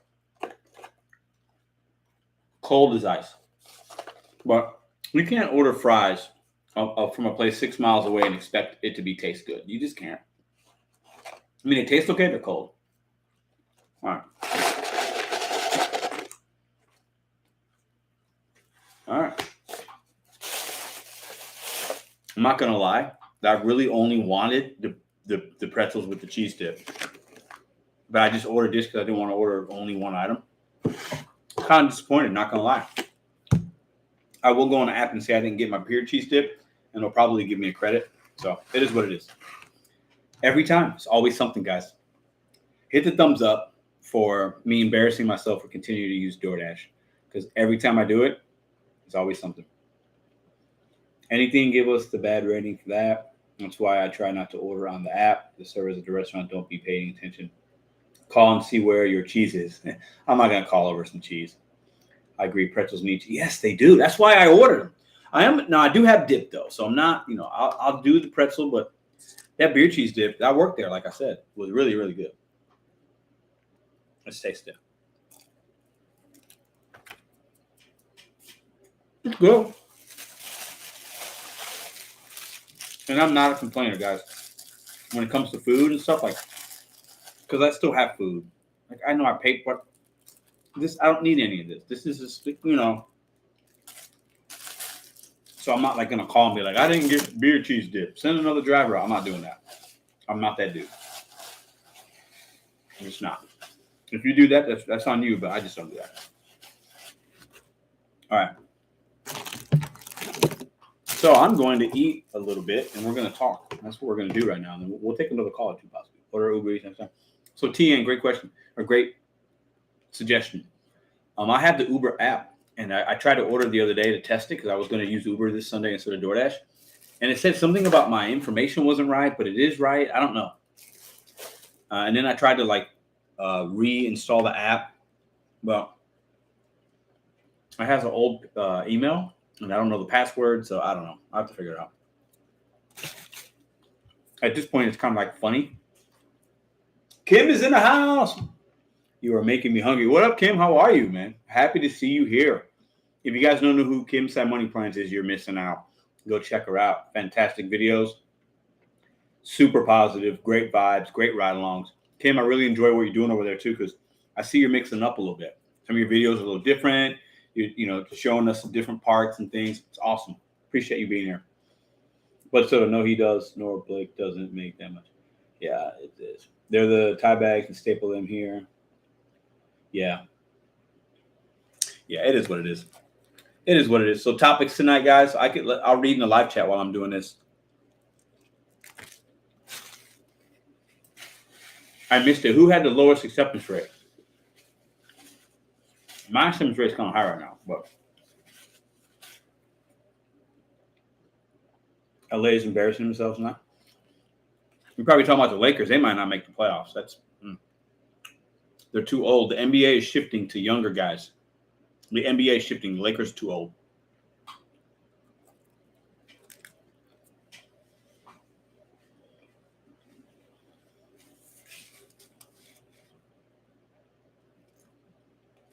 Wow. 8%. That's low. Somebody had 7? Yeah, Ride Along with Bree is awesome as well. Love her energy, man. Love it, love it, love it. I think there's a lot of good content creators, and some people call them cookie cutter or whatever. Hey, it is what it is. Watch what you like. And some of these channels out here, they're just, they're not going to be really opinionated like me. They're not going to go on a rant. They're not going to blab and talk nonsense like I do. But they're going to show you their day. And it's fun. It's relatable. And I think that's why you guys watch, because it's relatable. Yeah, great channel. She's been blowing up. She's doing really well.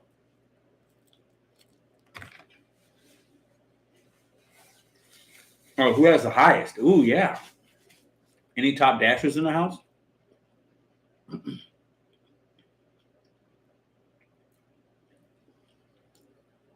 LeBron, he's having a great year, but no one man can carry a whole team. Even when Giannis won last year, he had some role players around him, and so you can't win with one guy. You just can't. Not in the NBA. Because there's another 8 teams that got 2 or 3 guys that are really good. You just can't do it. And LeBron is getting up there.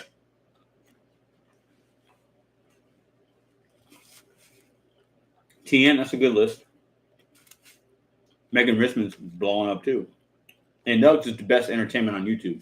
As far as gig content, his videos are the most entertaining. Kim's at 28%. Kim, I'm at 39. Usually, Kim, I'm around 28 or so. That's more normal. But this past 2 weeks, I've had 4 days. 2 days this week, 2 days last week of snow and sleet. So I was just getting banger orders. So I was accepting more. I didn't have as many coming in, but they were just good. So my acceptance rate went up. So it is what it is. I don't care what that number is as long as I'm making money. But clown in training here. Bobby's a top dasher. Hey, some people have to do it because they want to dash now, whatever. I get it. There's no right or wrong answer. I just think if you're in St. Louis and you're a top dasher, you're losing money. That's my opinion. Absolutely, Kim. It does for mine. Mine is 40%. So, Porky, I'm about right there with you. I got as high as 44% last week. And then I had about an hour where I got 20 offers and they were all trash, and then whoop, it just went down. I'm in Boston. That's what's up. Okay, Boston. 20 cars in the drive-thru. Decline every time. There's no way. I would never wait. 20 cars? No way. The only place, maybe, my Raising Cane's is pretty quick. But that might be the only place. Because even 20 cars in that, I mean, they'll get you through pretty quick, actually. No tip, no trip. I'm a volunteer. That's what's up. All right, so topics tonight for anybody that's new that's coming in. Should the word tip be taken off the apps, and should it be replaced with the word bid? I don't know. Some people don't believe in tipping food delivery drivers because they didn't get their service yet. We haven't completed the job. That's why some people don't tip, I think. What are the gas prices in your market would have to hit what dollar amount in order for you to say, oh, hold up, pause, time out, this is too much. Am I really making money now? What would it be in your market? You can put it in the chat. Another topic was, if a customer is sending you suggestive, sexually charged messages in the app, whether they're pranks or not, and whatever, do you report that customer? I had it happen to me. You guys saw it. What would you guys do in that situation? Be right back.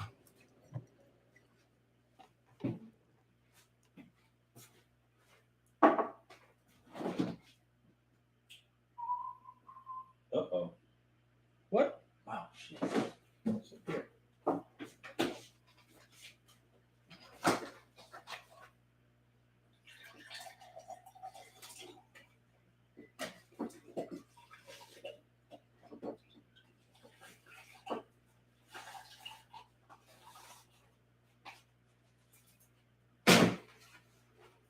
All right, your boy's back. All right. I'm going to have to eat some of this, so you guys are just going to have to just bear with me here, okay? All right, let's see. $4 for Austin, okay? I would say about $4.50 a gallon, all right? It's a bad relationship at the restaurant. They don't have you. 78% acceptance rate. I'm in Fairview Heights. Jeremy Gray. Fairview Heights is about 20 minutes for me, maybe 25. 78% in that side of the ill side. I'm sorry, man. I hope you're making money, though. I'll tell you that. Tim says 90% acceptance rate is crazy. Who has 90? That's impressive. That's impressive. 90%. I just said no. Yeah, I hear you. Is there hot in St. Louis? Is there hot in now? No, we don't have that in St. Louis. Had many sexual abuse when I deliver pizza. Bring me back to bad random Ryan. But if they bid, who do they send that to? Top Dashers? Oh, I don't know. Gas is $3.65 to $3.89 in Connecticut. Okay, it's a little higher than me. If I work days and lobbies were open, I'd have a good AR. Okay, I don't take anything over about 6 miles. Really, I'll go over 6 miles. The miles do not scare me at all, especially if it's highway miles. All right, I'm gonna try the burger. I'm not gonna eat all this in front of you guys because that's boring, but I'll let my girlfriend eat some of the pretzels. She's on keto, but she can have one. I'll save some for her. All right. My sad little burger. Man, I paid $36 for this. It's not $36 worth of food.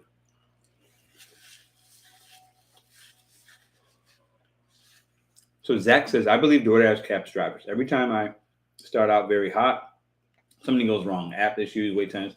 I don't know if I agree with that. I mean, I think that's maybe a conspiracy theorist. I get it. It's hard to say. I think it's just a gig life. I know when I have a bad morning, my night's usually good and vice versa. It's just a roller coaster. I don't know if the algorithm caps you. I think most of us make about the same every week if we put in the same amount of effort. And you might have a $200 Monday and then a $150 Tuesday, but then maybe your Wednesday is $250. It just kind of averages out. At least for me, that's what I think. But Zach, I do know there's been other people that have mentioned they feel like the algorithm says, all right, you've made enough today, and then they just send you crap and they want you to go home. I mean, who knows? It's hard to prove, though. Well, David, thank you. I finally have goals set, Pedro. I'm in a difficult situation, but my mind is stronger than ever. Hey, man. Makes me happy to hear you say that. Appreciate that. I love it. I'm talking hourly. Yeah, okay. Do you guys, let me ask the question to you guys. Do you guys look at hourly? Like, do you say, hey, I got to hit $20 an hour, $25 an hour, whatever it is in your area? It's going to be different. Or do you look at, I need to make this amount per day, and I'm going to make that If it takes me 8 hours to 10 hours, I'm not leaving until I make $200. Or do you look at it like, hey, I just want to average this per hour, and then I'll just, stop when I want to? How do you guys do that? I have a daily amount every day I want to hit. Sometimes I hit it in 6 hours. Sometimes I hit it in 7. Sometimes I hit it in 8.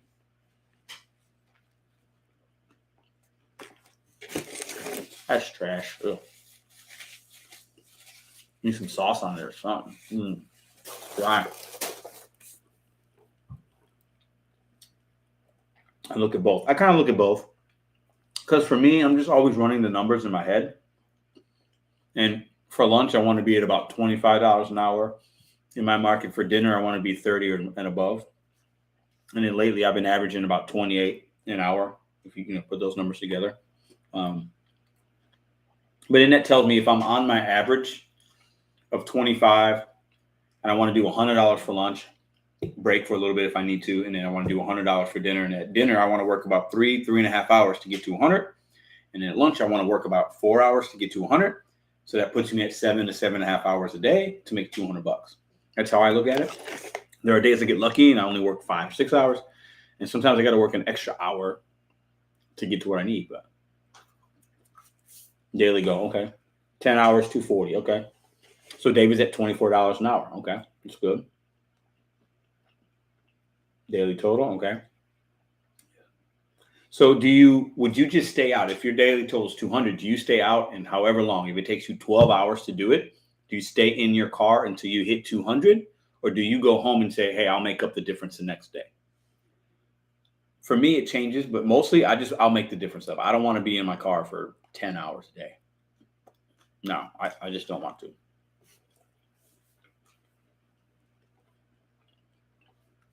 Pull my gig. I work a set number of hours. The money is what it is. I like that. I'm simple. Like I've said, I like to work 30 hours or less lately. And, in my market, if I'm hitting 30, I should be right at about $1,000.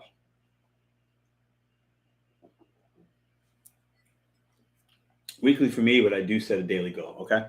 Yeah, no, I've seen your videos. You have that weekly countdown kind of, right? Which I think is smart.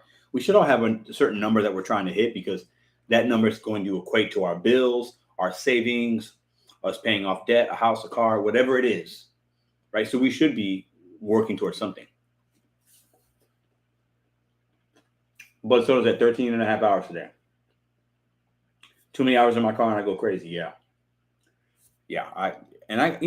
Work-life balance is important. I want to get, I spend time with my daughter and my girl in the mornings. Feed her breakfast, get her day started. We do a little floor time for half an hour some days, or her mom does that with her a lot. Take a shower, check my emails, get my day going, see what I got going on, head out. Film my videos, make my money, put a video together, maybe take a lunch break for an hour, maybe come home, check on them for an hour, go back out, come home, put her to bed, feed her, play with her, rinse, repeat. I don't work Saturdays and Sundays. That's my family time. Pedro time, do whatever I want on those days. And I've gotten into a little bit of a groove, and it's working really well for me. Right now, knock on wood, my work-life balance is really fantastic.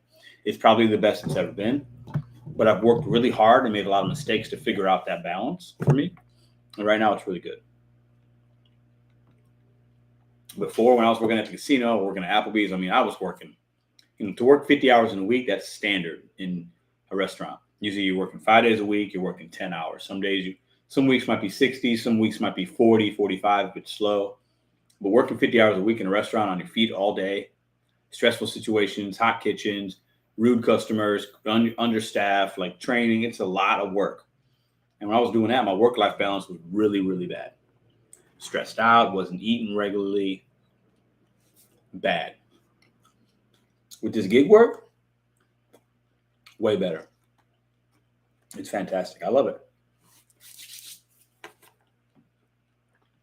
My goal is to buy a house and pay off my car's payments, and some debt is paid off. That's what's up. I have a minimum in Mexico every day, every week. Wichita Falls fish keeper at Dash and Grandpa. No, I breed. Okay. Ooh, Dash and Grandpa's in Wichita Falls. You guys got a little buddy ship there. I love it. This is the place to come on Sunday nights. We all just hang out and we talk. We got topics, but then it's organic. We talk. The conversation goes where it goes. Excuse me. Dash and Grandpa says, I work until I want to go home, but I enjoy being outside. Yep. Random question, Pedro. Have you seen The Tinder Swindler on Netflix? You know what, Nova? That is an extremely random question. And I saw my girlfriend was watching it, and we watched a little bit. I didn't watch the whole thing, but it was interesting. I watched maybe about 45 minutes of it. It was on. It was, crazy guy.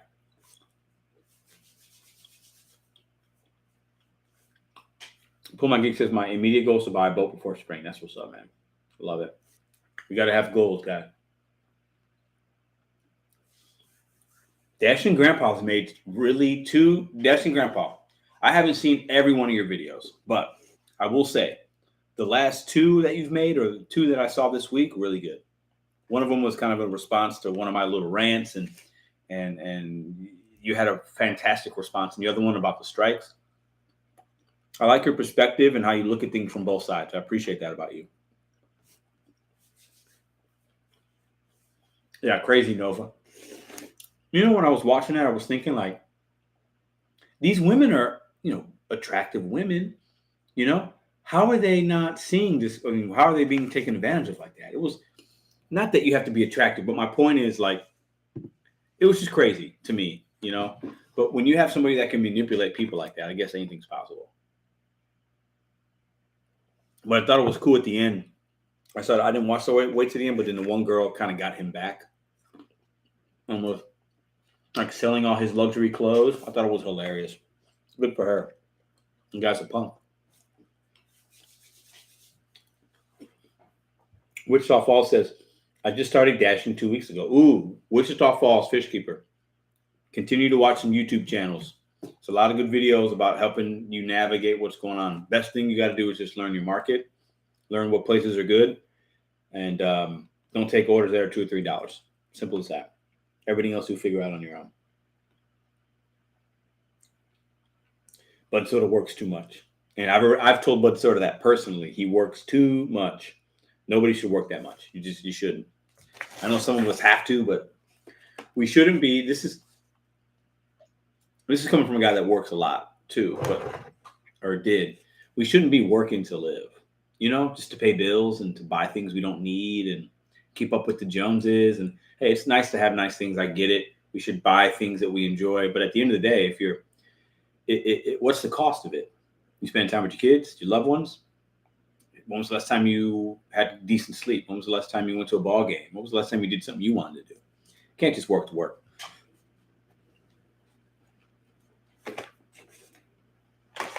All right, I'm done with that.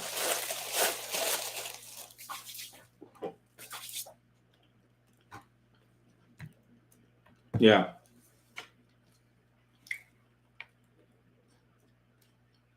Right, Nova Dasher. Exactly.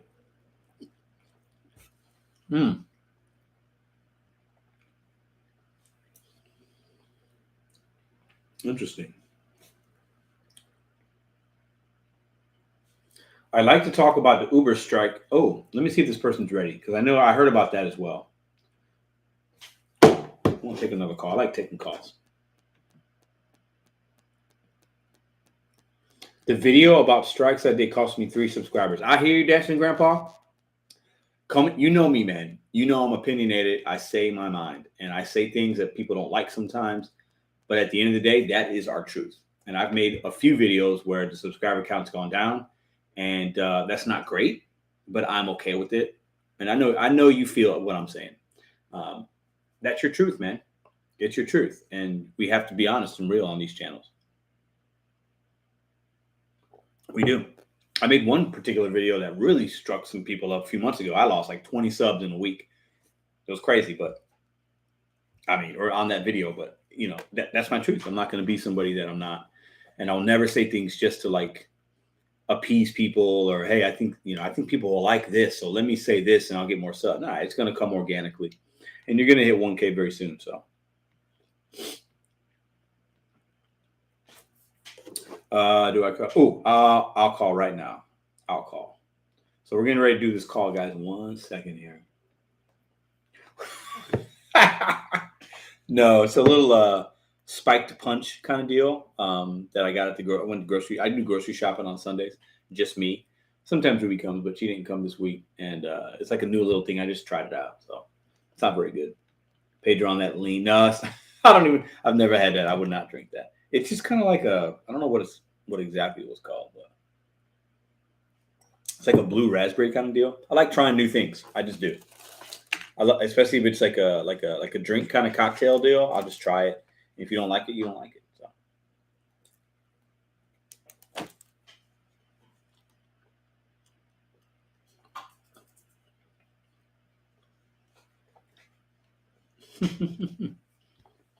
What up, Henry? This bud is for you. That's funny. Yeah, I'm not drinking Bud Light. Kool-Aid.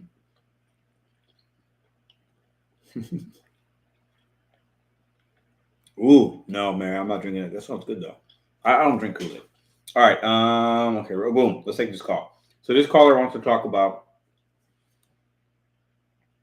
I would also striking and why I think it will fail. I would also like to talk about the Uber strike and the Uber strike I've heard about. Let's do it. Let's call this guy right now, or woman. I'm not sure who it is. Hi, Pedro. How you doing? Who we got in line tonight? Jonah. This is Jonah. Jonah, what's up, man? How are you? Pretty good. So let's talk, I wanted to man. give you my opinion. Okay. Go right ahead. I wanted to give you my opinion on like the striking. So like I saw like the rideshare professor's video yesterday. He mentioned something about wanting to do a strike on Uber, and then I'm seeing on Reddit people want to strike on DoorDash. Yes. I don't think it's going to work, and the reason why is because effective strikes in the past have went on for weeks, some even months, before anything ever got done. Yeah. Every strike that has been proposed has only been for one day. Yeah. Yeah. And right. I don't see how that can change anything. Like, that's not going to hurt DoorDash's wallet. Maybe in the short term, but long term, that's not going to affect anything. Yeah, for one day, you can't, I think, you know what? I saw the video that you're talking about, with the rideshare professor, and I actually saw it today. And I commented on the video, and I said something to the effect of, I think we need to use a different word rather than strike. We shouldn't be striking because we're independent. I see what you're saying, but I think we should go about this a different way. And that's what I said. And I believe that. I said it in a respectful way, but I feel like one day, who strikes for one day? It doesn't, it's nonsense. That's silly. Yeah. It sounds silly. Yeah. And like another thing about the striking, you're not going to get enough support to make effective change. I just don't see that. Like, there are like 2 million drivers on the road. Like, how are you going to get, like, say, if you needed an effective strike, you would probably need 1.5 million people sitting out. Yeah, absolutely. And that's probably what, half of the gig force or something. I mean, you can't. I mean, I'll say this just to play devil's advocate with you for a minute, right? I think that when I saw Rideshare Professor's video, I know he's very on the rideshare safety issues, and I respect that. Like, I get it. And there's been some tragic things that have happened in the last couple of weeks, right? Like, really, really tragic. That's why whenever I do rideshare, I carry pepper spray with me. Sure, yeah, but even that, like some of these tragic things that are happening, like, how do you really prevent it? It's tough, it's hard, right? And what does Uber have to do with that? Like, I get that sometimes somebody uses the wrong account, but how do we hold them accountable to track that? I just don't see how you could realistically do it. But at the end of the day, like, if you're striking for one day, I think it's just to get attention, and maybe a news outlet grabs it, they make a story, but it's only for one day. Like, if you want to strike, like the way strikes are intended, it's got to be for a month. Like, hey, I'm not turning on the app for a month, and you should not do it for a month. And then maybe there's some kind of trickle effect. But one day does nothing. Mm-mm. I don't think so. And I don't know. That's just something I've gotten into arguments with people about over on Reddit. People are saying, "Oh, well, you're like a corporate like snob, like Deadly Coop or something like that." Yeah. No, I'm not happy about the pay neither, but I'm not going to sit down and cry about it. Yeah. I'm going to try and better my life. Yeah. And like what I've mentioned to you before, I've looked into like getting vending machines, or I'm looking into getting maybe an ATM machine. Yeah. But I probably won't have it operational until the end of summer.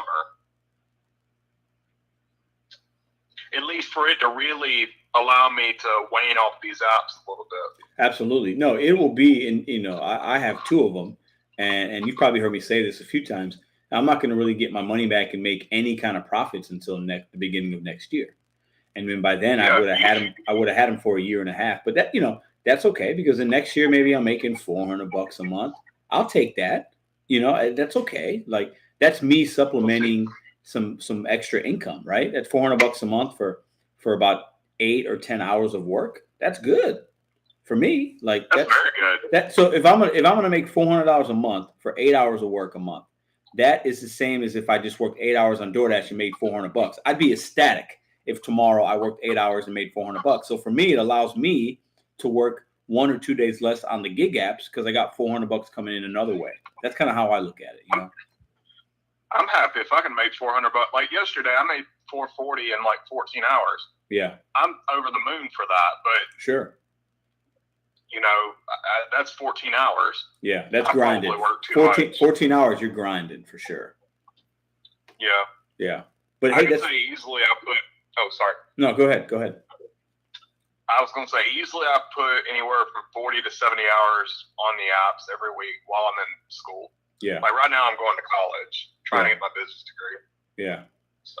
See, but you're using the apps and you have a plan, right? And I think you're in what I call, hey, you're in the minority of the people doing these apps that are actually building towards something, looking towards the future, using them as a stepping stone. And that's fantastic. Like, I think these apps are really great ways of making money if you're also looking towards a year down the line, a couple years down the line. If you're doing them just to do them every day and you're not really sure where you're going to go with it, then you're going to get frustrated and you're going to want to strike. That's where I think the divide comes from. Yeah. And who knows, maybe someday down the line we get enough people for a period of time, maybe change will happen. But again, these apps I don't think they should be your career. I don't think people should try and make careers out of DoorDash. Yeah. No, I think less than 1% of people can make a career on DoorDash, right? So you're talking, I mean, that's so some people might, because maybe they have a channel on YouTube and they become monetized, or maybe they use DoorDash and like their rent and their bills are so low that they can make $500 a week, right? $100 a day, and like they got money coming in somewhere else. And hey, to each their own. Maybe, but that's less than 1%. That's like 1%. Like you have to have something you're building towards. And for me, I think if you're building towards something, it makes working the apps a little more enjoyable because you're not, that there's kind of like a light at the end of the tunnel, Yeah. And I know there's going to be sacrifices, but I'm willing to make those sacrifices to get to where I want to be. Sure. Yeah, absolutely. Yeah. That's awesome. Hey, I appreciate you sharing that with us, man. Good luck with school and keep grinding. And I appreciate all the love and support you show on the channel, man. I really do. Thank you. Appreciate it, man. Have a great night. All right. Have a good. You too. All right. That was Jonah. I know that name. I see him in here a lot. So I appreciate that phone call, my friend. All right. Let's see what we got going on in the chat. Don't forget to hit the thumbs up for your boy. Business degree. Yeah, he's in business degree. Majority of jobs aren't careers. Yeah, that's true. Who said that? Is that Mr. Hilton? I feel like I want to call you Mr. Hilton for the majority of jobs aren't careers. That is a true statement. I think a lot of, when I think of career, I think of people going to college to get a degree, where you have to have a degree to get into that field. A lawyer, a doctor, a nurse, maybe even a teacher. Those are careers. a high-end business person, like, somebody that has a specialty, an engineer, a construction worker. Those are careers. But a lot of jobs aren't careers. And most of us are just trying to make the ends meet, right? Like most of us are. So appreciate that comment. Do you ever use Uber Eats? Crypto, I work Uber Eats, but I never ordered from Uber Eats yet. Become a solar panel cleaner and inspector. Sick money if you don't mind heights. Ooh, Jonathan, I've heard of that. I know Stable Pedodonatu is only on the stem player. What? I asked my girlfriend today, hey, I thought that album was supposed to come out because I'm going to do a live reaction on my other channel. And yeah, we're like, I haven't seen it yet because I have Apple Music and I downloaded it on Apple. I'm going to have to look that up, Stable. Appreciate you telling me that. There's also plenty of jobs that require a degree, but you don't actually use it. Very true. There are a lot of people that get a degree and like they're doing DoorDash, because, they got an art degree, a history degree. They got a major in this, a major in that. They can't get into it, their field, whatever. And then now they're doing DoorDash. They're waiting tables. I've worked with and managed many people that were intelligent, educated people that spend $200,000 on a college degree, and then they're waiting tables at Applebee's, and they're still there, which is cool. You can make good money doing that, but it's weird how some of these degrees work. It's just it's crazy, but yeah, it's like $200 for the album. What? Oklahoma gig work? What are you talking about? No, Kanye West did not lose his mind. $200. Hold on, I don't want to talk about that right now. Pressure washer. Okay, yeah, $200. What? Because I'm stupid enough to pay $200. That's the problem. That's crazy. I'm a biologist, but I'd rather set my own hours, so I just dash. But hubby has his own business. So, Mary, you're, in that to where you're using it, but like you're not using it to pay 100% of your bills, right? Because you have a husband that also has income coming in. Also, he's working on his degree. That's what's up, yeah. I heard of gig work. Doing voice work, reading, making $200 per hour. Anyone else? I haven't seen that. No. You got to buy the thing that plays it. Oh, Kanye is doing too much right now, and that's my guy. You guys know me. Yeah, Kanye declined a $100 million deal from Apple Music to release Donda 2 after Kanye stated he's not putting the album on streaming. Well, he wants control of his music. I'm gonna have to look into that. I'm gonna have to look into it because he's a forward-thinking brother. Like he's forward-thinking. I will give him that, but. Man, that sucks for us. That's crazy, man. That's crazy. Man, I was looking forward to it. Oh, because Donda is such a banger album. It is such a good album. It is such a good album. It's one of my. Listen, I don't want to talk about it. Listen. I don't want to get emotional. I already went on my rant about the gig apps. I don't need to get a rant about music right now. Then I'll really scare you guys off. We didn't get my beer cheese tonight. Crazy. All right. So I think what I'd like to do is just stay in the live chat with you guys tonight. And we can talk about some things, topics, whatever you guys got going on. I will share something with you with the 221 people in here. I appreciate y'all. If you haven't hit the thumbs up, you hit the thumbs up. Helps get it out to YouTube. Listen, we're moving. Closing date on a house. We've been looking at houses. We have an inspection on Tuesday at 10 o'clock in the morning. That should go fine, and we'll be moving. Estimated closing date is March 21st. We're going to be moving. It's a big thing for us. We're excited. So I'm going to share a little story with you guys. Let's do a little story time. I started this channel. It's almost been a year. I looked at this because I was like, that's starting February, March. My first subscriber, because you can look at your subscribers in the YouTube analytics, was March 7th or something like that. So if you look at it says I've had my channel since 2013. That's because I did an ice bucket challenge video that I had set to private that nobody watched because I was going to send it. I didn't know how YouTube worked back in 2013 when people were doing ice bucket challenges. But really, I've only been making videos since 2021, March of 2021. So it's been basically a year. And this channel's grown and we've done some great things. And that has a lot to do with you guys. And since I think May or June, maybe May of 2020. So a couple months after I started, I got to 1,000 subs and able to be monetized. It was either May or June. I think it was May. And monetized means you get 1,000 subscribers, you have 4,000 hours of watch time, and then something else. I can't remember. You have to meet those requirements. Then you can monetize your videos and you can get paid. Ads get put on, blah, blah, blah, all boring stuff. So I've made a decent amount of money and I've saved all of it. I told myself my YouTube money is going to be either putting towards my business or, buying a house or putting a down payment on a house, whatever. And that's what I've done. So this is going to get real cheesy and corny, but this is me. So this right here, Bet on You set goals one day at a time. I'm living it every single day. And the reason I make videos every day, the reason I show you guys stuff, the reason I introduce you to my daughter and I talk about that, and like I've shown you personal things in my life, and I make videos and I talk about topics and I rant and I rave, is because I'm showing you guys the process of this. And I'm living and I'm breathing it and I'm doing it every single day. And because I bet on myself and I decided to do gig work full time and take control of my life and not work for a W-2 and not work for anybody else and completely gamble on myself and my abilities, we're moving. And YouTube's paid me a stupid amount of money because you guys watch and I make videos every day. And I'm extremely humbled and honored to say that. I did not ever think that this would be happening to me, but it's fantastic. DoorDash has something to do with that. My grind and hustle. The reason I go out and I work and I act like I'm broke, and I'm not broke, but I'm frugal with my money, and I had a plan, and I did it one day at a time. And I take you guys along that journey so that maybe. And I'm not even done yet. I'm a lot of other things I'm going to accomplish, and you guys will see some of that. But maybe that will say, man, like this guy, like I want to do something like that. I can do it. I can make a channel.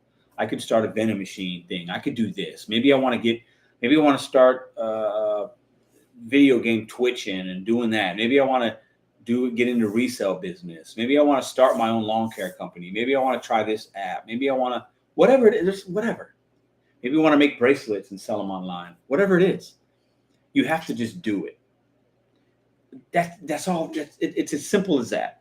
I think a lot of you guys have good ideas and we talk about things, but a lot of us don't show the action behind the thought.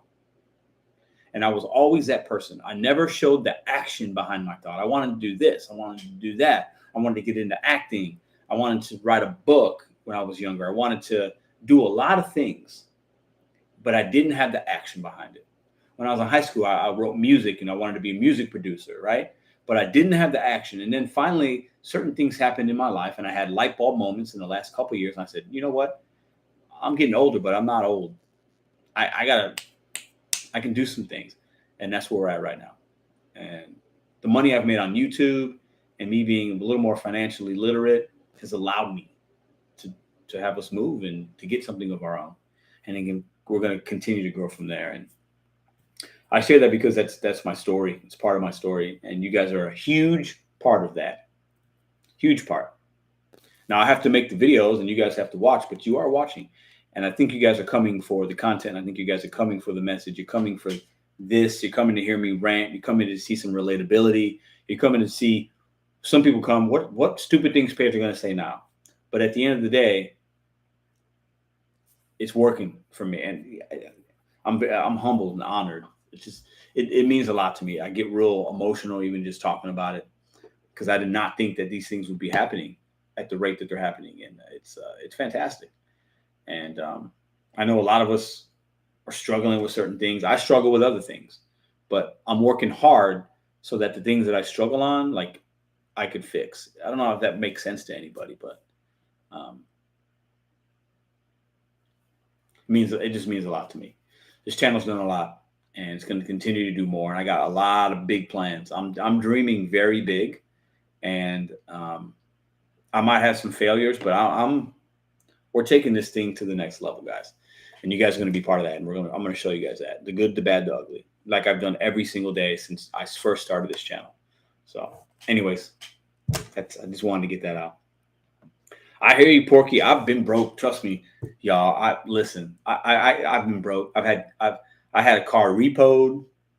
I've been behind on my rent several times when I was younger. I've been there. Like I've been broke, like paycheck to paycheck, broke. I can relate.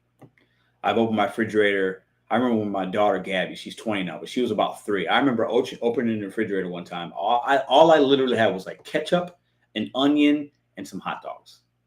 And I had like some noodles. I remember making spaghetti from hot dogs, ketchup, and noodles.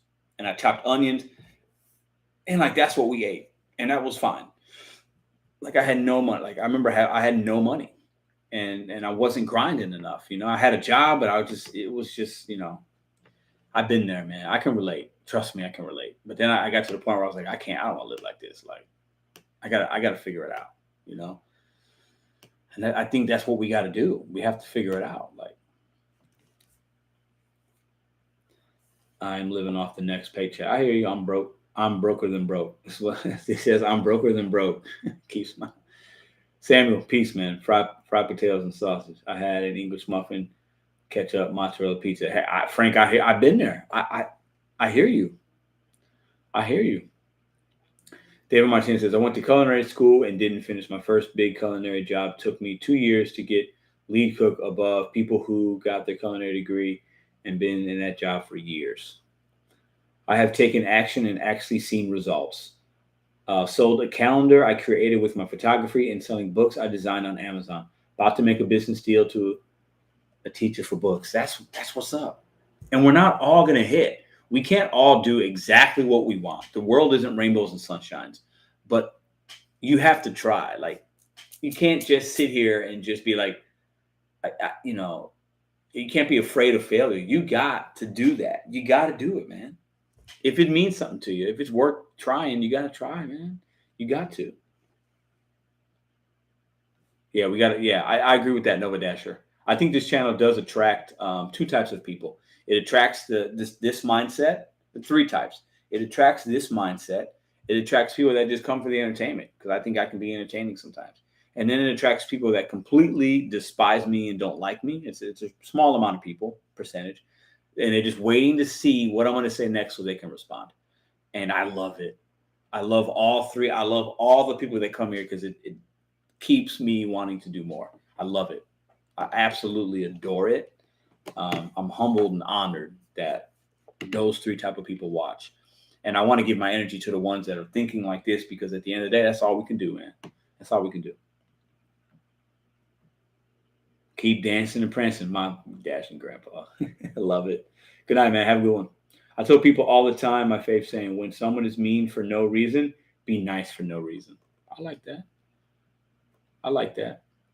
I try to be pretty positive, but my switch can turn real quick. Like the old Pedro likes to come out sometimes, and he's not a nice human being, but he's coming out less and less lately. So Rodney says he's still trying to hit the lottery. Hey, listen, if I hit the lottery, I ain't gonna be mad. Pedro Laker game on right now. They are getting obliterated. Who they playing, Stable?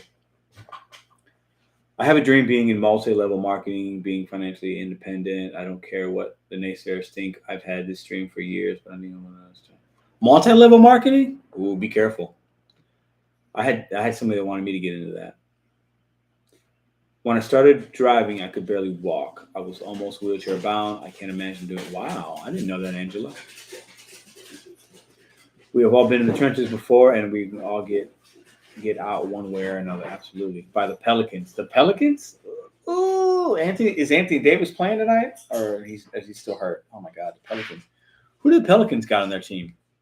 Brandon Ingram, Hart, Zion's not playing, right? Oh, they got McCollum now. Lakers are trash. Time is the ultimate currency. Ooh, who said that? I like that. Pelicans went on to Lakers 77. Ooh. Sounds like I missed a good show. Frank, we've been all over the place, my friend. I appreciate you being here. They got CJ. Yeah. We've been all over. You can watch some of the replay. We did the member giveaway. To Queen Hilton won. I need to send him that right now. Yeah, and then we just been talking. I did an order. I forgot my beer cheese dip. It's always something. The dasher was good though. We need to send Mr. Hilton his winnings right now. Hold on. Boom, there it is. $. Let's do that right now because I don't want to forget. I told him I'd do it, and it's 11:08. I'm at 5:03 for the day so far. Way Bud Soda, you're at $503 for today. Stop. Go home, fix yourself something to eat, watch a show, and relax. Will you do that for me, Bud Soda? Do that for me, man. $503 in any market is fantastic. It's more money than you need in a day, bro. Go home and relax, man. Do that for me. Right. Do that for me, man. Go home. Get you a pizza or something. Get you some takeout, McDonald's, Taco Bell, whatever you like, and go chill. I think we're on the same time zone, right? It's 11 o'clock. There's some things that are open. My dog's in here. Is she up, babe? Huh? I put her in bed. Oh. I just finished watching Euphoria. Oh, so my girlfriend just finished watching Euphoria. It's the season finale of season two. Of season 2. And I'm shook. And she's shook. Oh my! Don't tell me. I don't care to know. I don't want you to spoil it. Anybody knows the Euphoria show? It's basically a show of teenage drug use and sex. It's some people like it. I think it's trash TV, but it is what it is. I don't know how long I have to wait until season 3. Oh, so those are the good kind of shows when they shook you like that. I literally have no idea, like, what is happening. You have no idea what's happening? I don't know. I know what's happening, but I don't know what.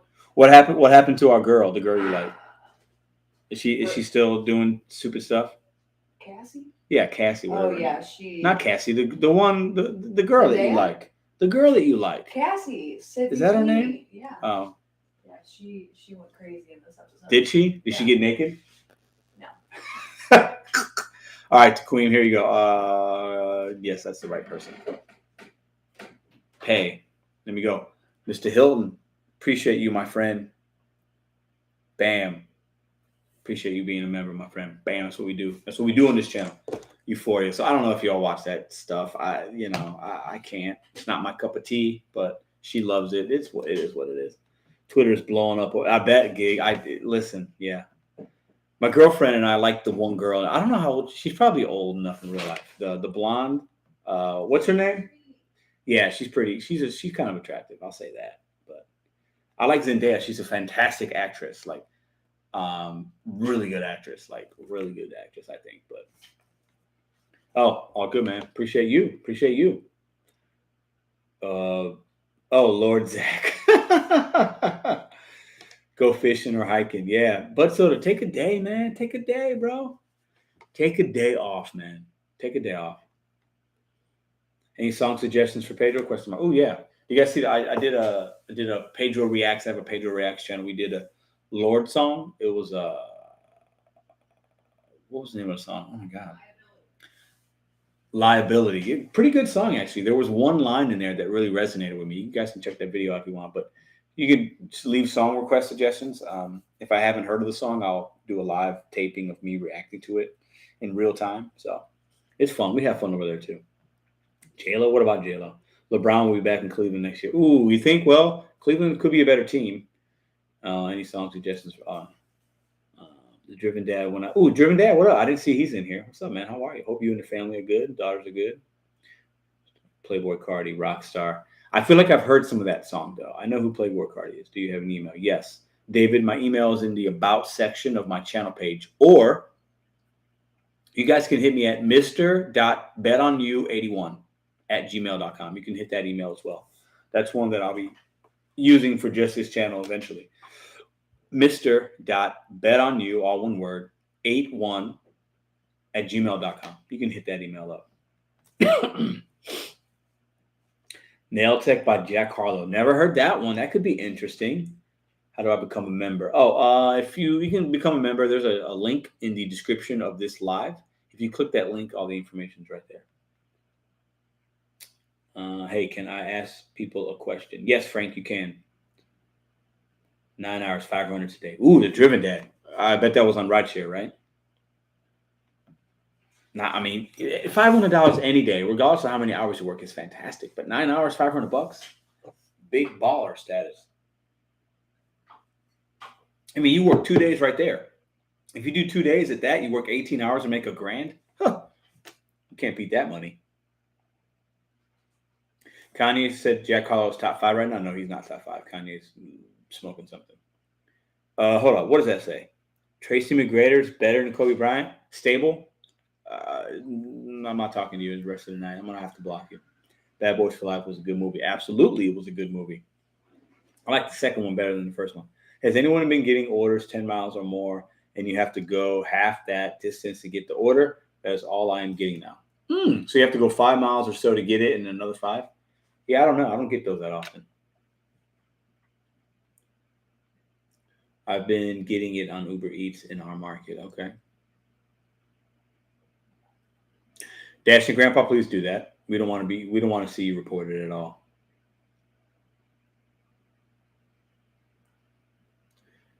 At Stable, you are hella unstable. That's kind of funny. I mean, Tracy McGrady had a couple years where he led the league in scoring. You know, he was good, you know, Magic and Rockets, you know. He's not Kobe. I mean, Kobe Bryant. That's no. Sorry. That's crazy. You have to be Kanye's streaming player. You have to buy Kanye's streaming player to get his new. I mean, he's making money. He's a business. Kanye's always wanted to own his own stuff and design stuff and do, you know, clothes. And he's all about that. I respect it, but man, is he going to have other artists on there to offer music as well? I'm not going to buy $230 for something. There's only one album. I mean, I don't know. Lakers are missing Alex Caruso. Plus, at the end of the day, can't those people that buy it, stream it, it'll wind up on YouTube or somewhere anyway at some point, right? Like, I don't know. Yeah, good point, Nova Dasher, because he's doing pretty good with the Bulls right now. I think the Bulls are number 1 in the East, right? So that's crazy. I like how these conversations can go anywhere. What are we at? 2 hours and 12 minutes. You know what? Let's rock for about another 20 minutes, guys, and then we'll call it a night. What do you guys think? First time I ever got a single dash that told me over $40 up front. I wonder if I was. Ooh, yeah. I've seen some of the, not a single. I've never seen a single over 40 initially. Never. I've seen Walmarts do that, but not singles. All right, Grandpa. Have a good night. Appreciate you being here.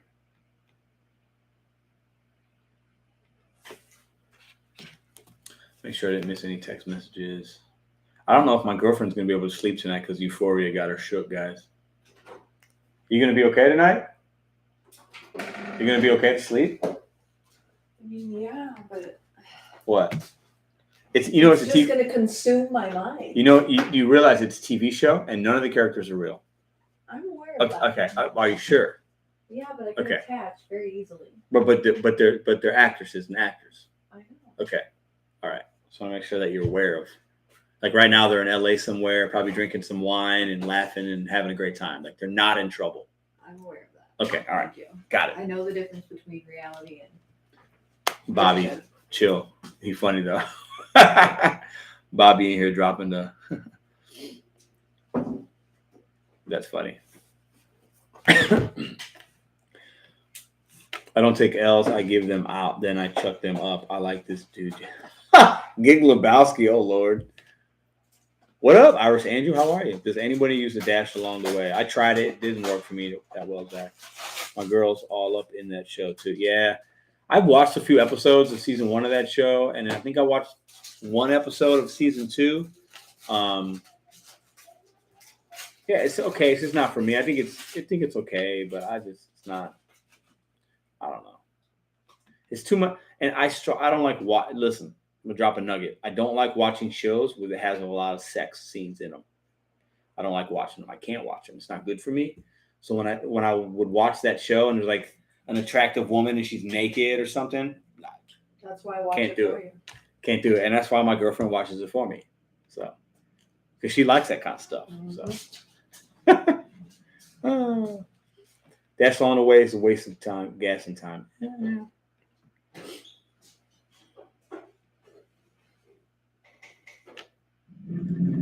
All right, I guess we're 03 McGrady. Hold up. I guess we're done with the gig talk tonight. We've had enough. 03 McGrady was cool. Absolutely stable. Nobody's saying he's not. I mean, he's a Hall of Famer, right? But he's not Kobe Bryant. Sorry. He's just not. He's just not.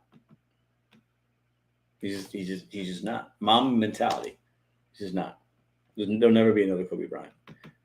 And listen, I can say that because I live it. You guys, so Stable, Nova Dasher, you know what that symbol's about right there.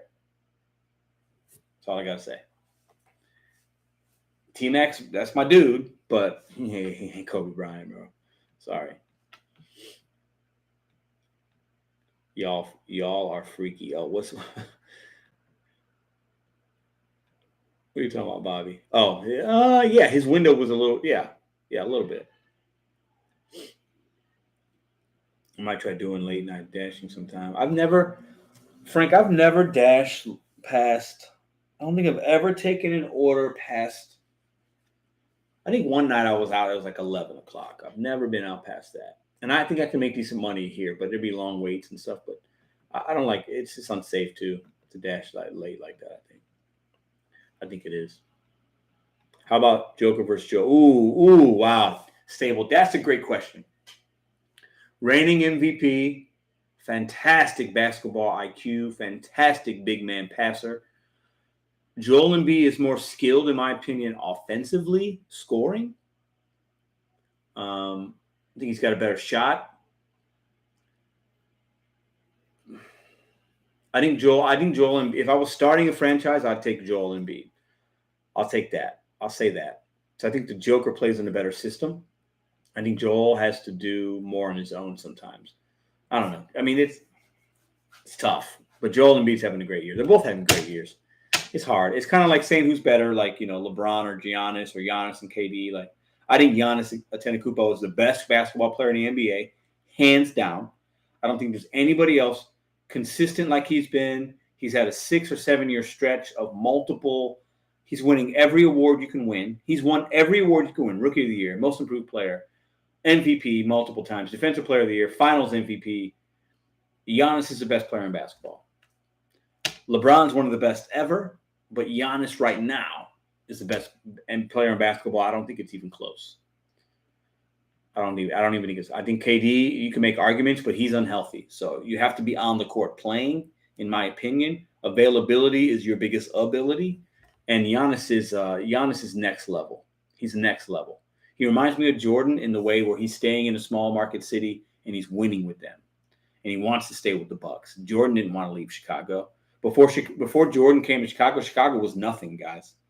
And he built that city into a franchise, right? And Giannis is doing the same thing, I think, with Milwaukee in some ways. Martell Fultz or Ben Simmons. No, Martell Fultz? No. Ben Simmons is better than Martell Fultz. Go Sports. What up? I don't want sports since there's we talk about everything out here. We'll probably lose some people in the chat, but it's okay. I like to talk about a lot. I'm a Carolina fan, and I cannot stand Matt Rule. Why not? Because they brought Newton back? Can the Greek Freak ever be greater than? Yes, he can, Stable. He can. And Tim Duncan's arguably the best power forward of all time. But the Greek Freak, I want you to look at what he's done in the beginning of his career. Like, it's phenomenal. It's phenomenal. Luka Doncic from Mavericks plays like Larry Bird. No, their games are completely different. Luka it's different.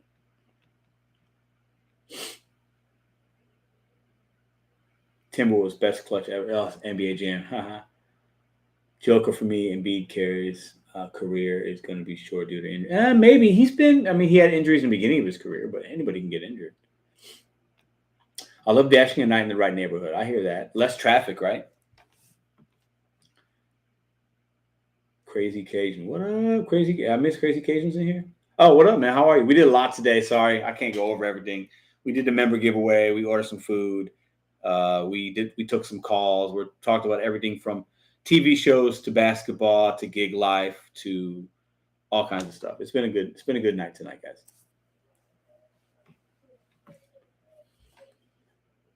Yes, I'm going to watch Euphoria so I can chat with the wife. Yeah, she loves it. Listen, my girl. You talking about your wife or my girlfriend? I can't tell, but she likes to watch TV. I don't watch TV, guys. She watches TV enough for TV for the both of us. She's a stay-at-home mom. It's all good. She runs things around here, and we're gonna move. We got the house coming up. She's gonna take care of all that. Like, you know what I'm saying? Like, listen, I just make the money and play with my daughter. Like that. My job's really easy. She has a harder job, but she likes to watch TV shows and reality TV. It's all good. I don't. Pedro, you need to have an NBA night for the lives. Yeah, I could talk NBA all day, man. I love it. 80s, 90s, current, 2000s. I mean, all of it. Chicago was nothing. Third biggest city in the 1985 iconic.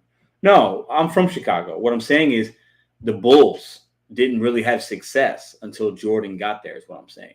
He put them on the NBA map. I mean, I understand the city, Chicago's a huge city, but that's not a, in basketball terms, it wasn't like Boston, LA, Detroit, Philadelphia. It wasn't those cities, Zion Williamson. I hope he doesn't become a bust. He had a really good year last year. He needs to lose about 40 pounds. Zion Williamson needs to lose some weight. That's going to help his knees and his ankles and everything. He needs to lose some weight. And he needs that team or somebody. He's got enough money. He needs dietitians. He needs something because it's not looking good right now. It's not. I don't want him to be Greg Oden. Greg Oden was this big guy, didn't take care of his body, and it crumbled on him. He needs to lose 40 pounds. And if he loses 40 pounds, he's still going to be a force. That's what I think. But he could be a bust. He has bust written on him. I like him. I hope that doesn't happen. But that's the trajectory. Like, this isn't looking good on him right now, I think. Batman. I'll check it out. Zion has too much weight. Yeah, it's too much. He's too big. He's too big. He's too big.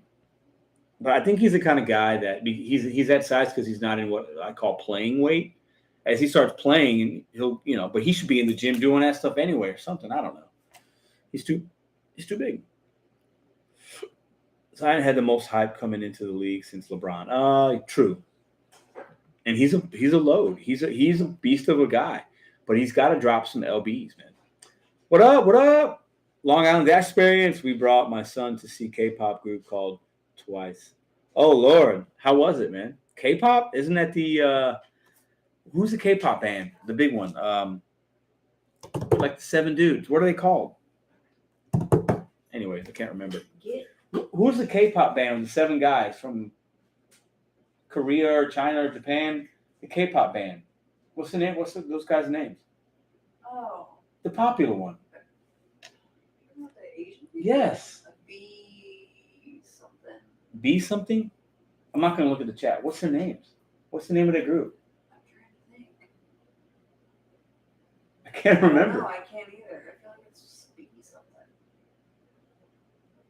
I don't know. I'll just look.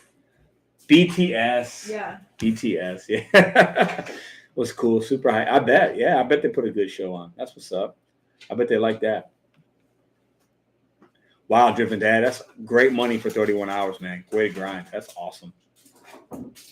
Twice is a group with all girls. Okay, got it. The Beatles? No, not the Beatles. they're I'm not gonna say they're as big as the Beatles, but the BTS is pretty big, I think. As far as worldwide, I'd say their reach is more, but the Beatles, you can't compare anybody to the Beatles.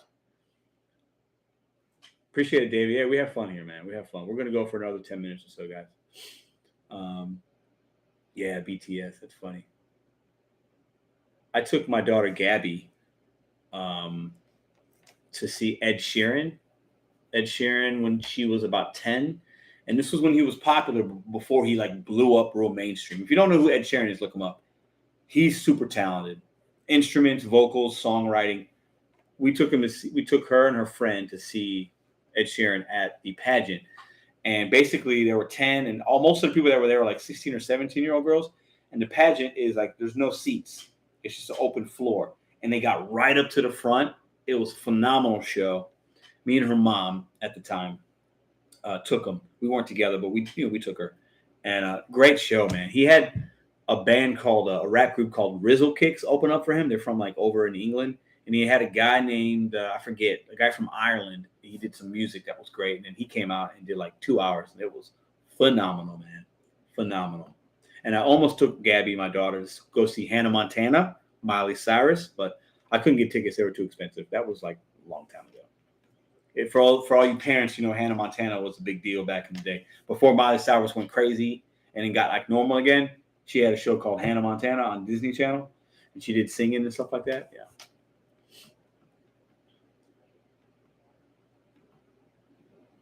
It's a T the Whip 89. I was never married to my daughter's mother.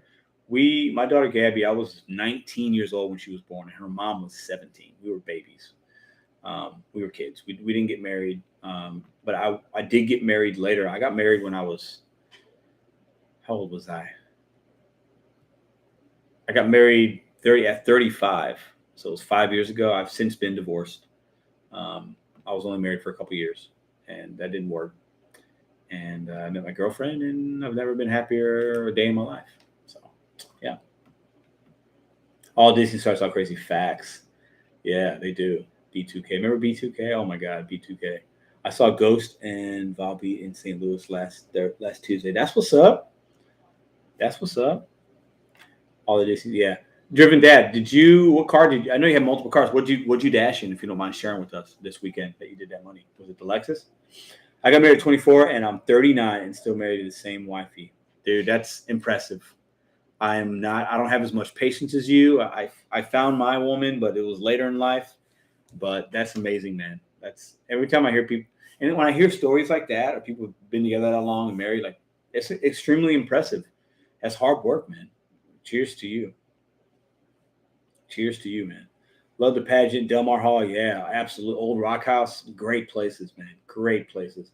The pageant puts on great shows. Pops too on the ill side, Illinois. Some great rock shows at Pops I've been to over the years. Been a while, but the Disney kids are crazy, but there's a reason, and it's awful. Yeah, I think some of them get taken advantage.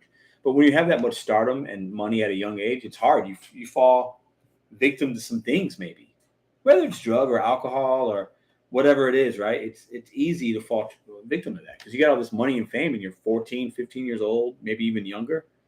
It's crazy. 26 years, married at 22, now 44. Wow. Hold up. Still struggling to even get a date. Oh, Lord. You got to just put yourself out there, man. DoorDash. Oh, Lord, Zion. Been single parenting my son since he was 2. He'll be 18 in months. Wow. Disney is a sex trafficking channel. Oh, Lord. Pedro, what's the dream car? Ooh, what's the dream? I'm not a big car guy.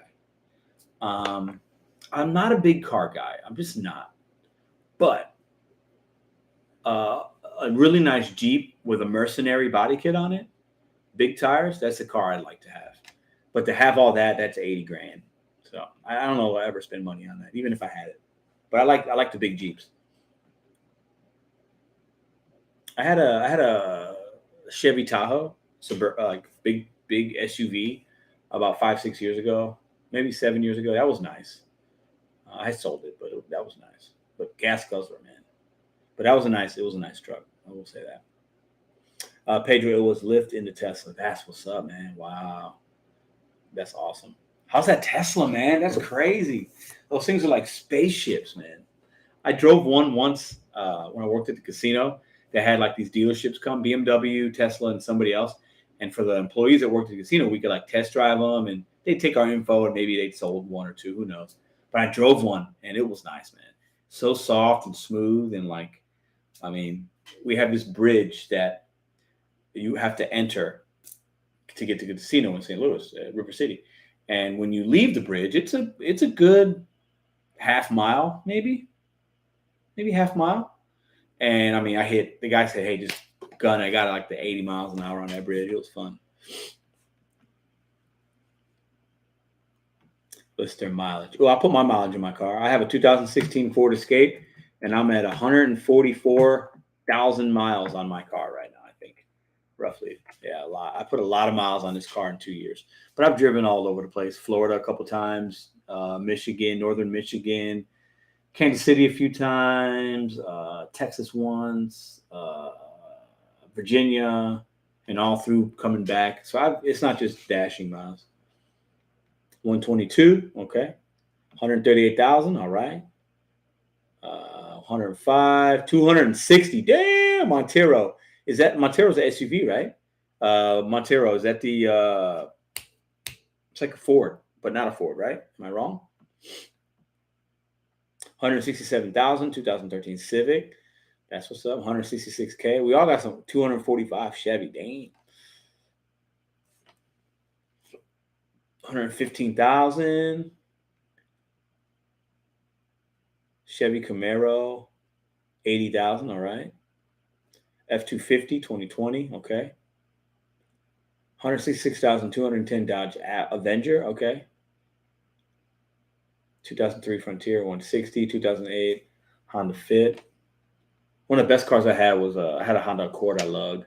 220,000 miles I had on that, and then I had a Toyota Camry I bought used. I got that over 200,000 as well. I have 20K on this Tesla, and I got it with less than 20 in December. Wow. So hold up. You've put 20,000 miles on it in 2 months? You doing some driving, brother. But it's a Tesla, right? So the mileage is different on that. It has to be, right? Because the expensive thing with Tesla I know is the battery, right? That's what I hear at least. Hellcat, 60,000. That's what's up. 200 plus Toyota, 2007. Ooh, that's a good car, Bobby. 2007 Toyota. My Camry, I think, was 07. Oh, thank you. Not needed, but necessary. Long Island Dash. Thank you. Drop the mic. Love it, love it, love it. What do you got on your automobile? What do you and Mary got on there? What do you guys got? How many miles you got? Did I miss it? I've done 36,000 miles in each of the past 3 years doing this work. Yeah, I'm with you on that. Mitsubishi Outlander 2004, 65,000. Wow. 2004 and only 65,000? Got it with that's great. No problem. Oh, appreciate you. The wifey does some dashing about 500 a week. So I'm okay. Yeah, I think I remember you saying that. Larry Williams, I got to wrestle at the Kiel Auditorium in St. Louis. If anyone, oh my God, I know the Kiel where the Blues played. Wow, Larry, that's awesome. That's cool, man. That's awesome. One Tesla has unlimited miles on the warranty. Wow, that's great. 2006 Chevy Silverado, 258, 2500 HD dual. Wow, 497,000 miles. Wow, the last Frontier got over 400. Wow, that's crazy. My buddy just hit 300,000 on a Camry. Wow. Listen, if you change your oil, you look for sounds, you take regular maintenance on it, some cars will last you. I mean, you might have to get the engine rebuilt at some point, but if you keep your body right and you keep your engine going good. We have leases. My Forte has probably 20,000. Got it. I've never leased a car. I've never leased it. I've never done that. I know it's popular with a lot of people. I've heard of some good benefits with it. The last few cars I've had, I paid cash. I just enjoy doing that. I feel like when you buy a car, it depreciates so often, like so quickly, that if I had the cash for it, I'll just buy it. And I don't buy things that are fancy. I have a 2016 Ford Escape, but it works for me. I've been dashing a lot the last year, but then I've been doing it gig work for 2 years. I've had brake work done on the car 3 times. I've bought tires a couple times, used once, brand new once. And that's it. I've no engine work, no nothing else, no starter. I've got a battery, I think once. Rotors and brakes. That's it. And that's not a lot of. I haven't spent a lot of money on maintenance on my car. Thank God. Pedro, when is the next live cooking show? I don't know. Those just kind of happen. I don't plan those as much. So I've been looking to I want to get a Prius too. When I look at some of the used market the used car market is extremely inflated right now, guys. When I look at the price of some of these Priuses, man, they're so crazy. I just can't spend the money on them right now. But I'd like to get one. Toyota Tacoma, those are nice trucks. Really nice trucks. Really nice trucks. I love Toyota Tacomas. Good night, Gig. Appreciate you. The driven down 100% on the Prius. Yeah. Prius. Every fluid leaks in mine. I never have to change the oil. If for whatever reason we have another lockdown, would you dash full time or until you reach your daily goal? Excuse me, I'm sorry. If for whatever reason we have another lockdown, would you dash full time or until you reach your daily goal? Ooh, I don't know. I don't know. If that happens, I think there'd be a lot of money to be made. So I think I might just take advantage of it and just work a little bit more each day. I don't know. Or I wouldn't work more each day. I think I'd actually work less, but make the same amount. You see, my weekly goal is $1,000 a week. So dealer auction. I haven't really thought about that.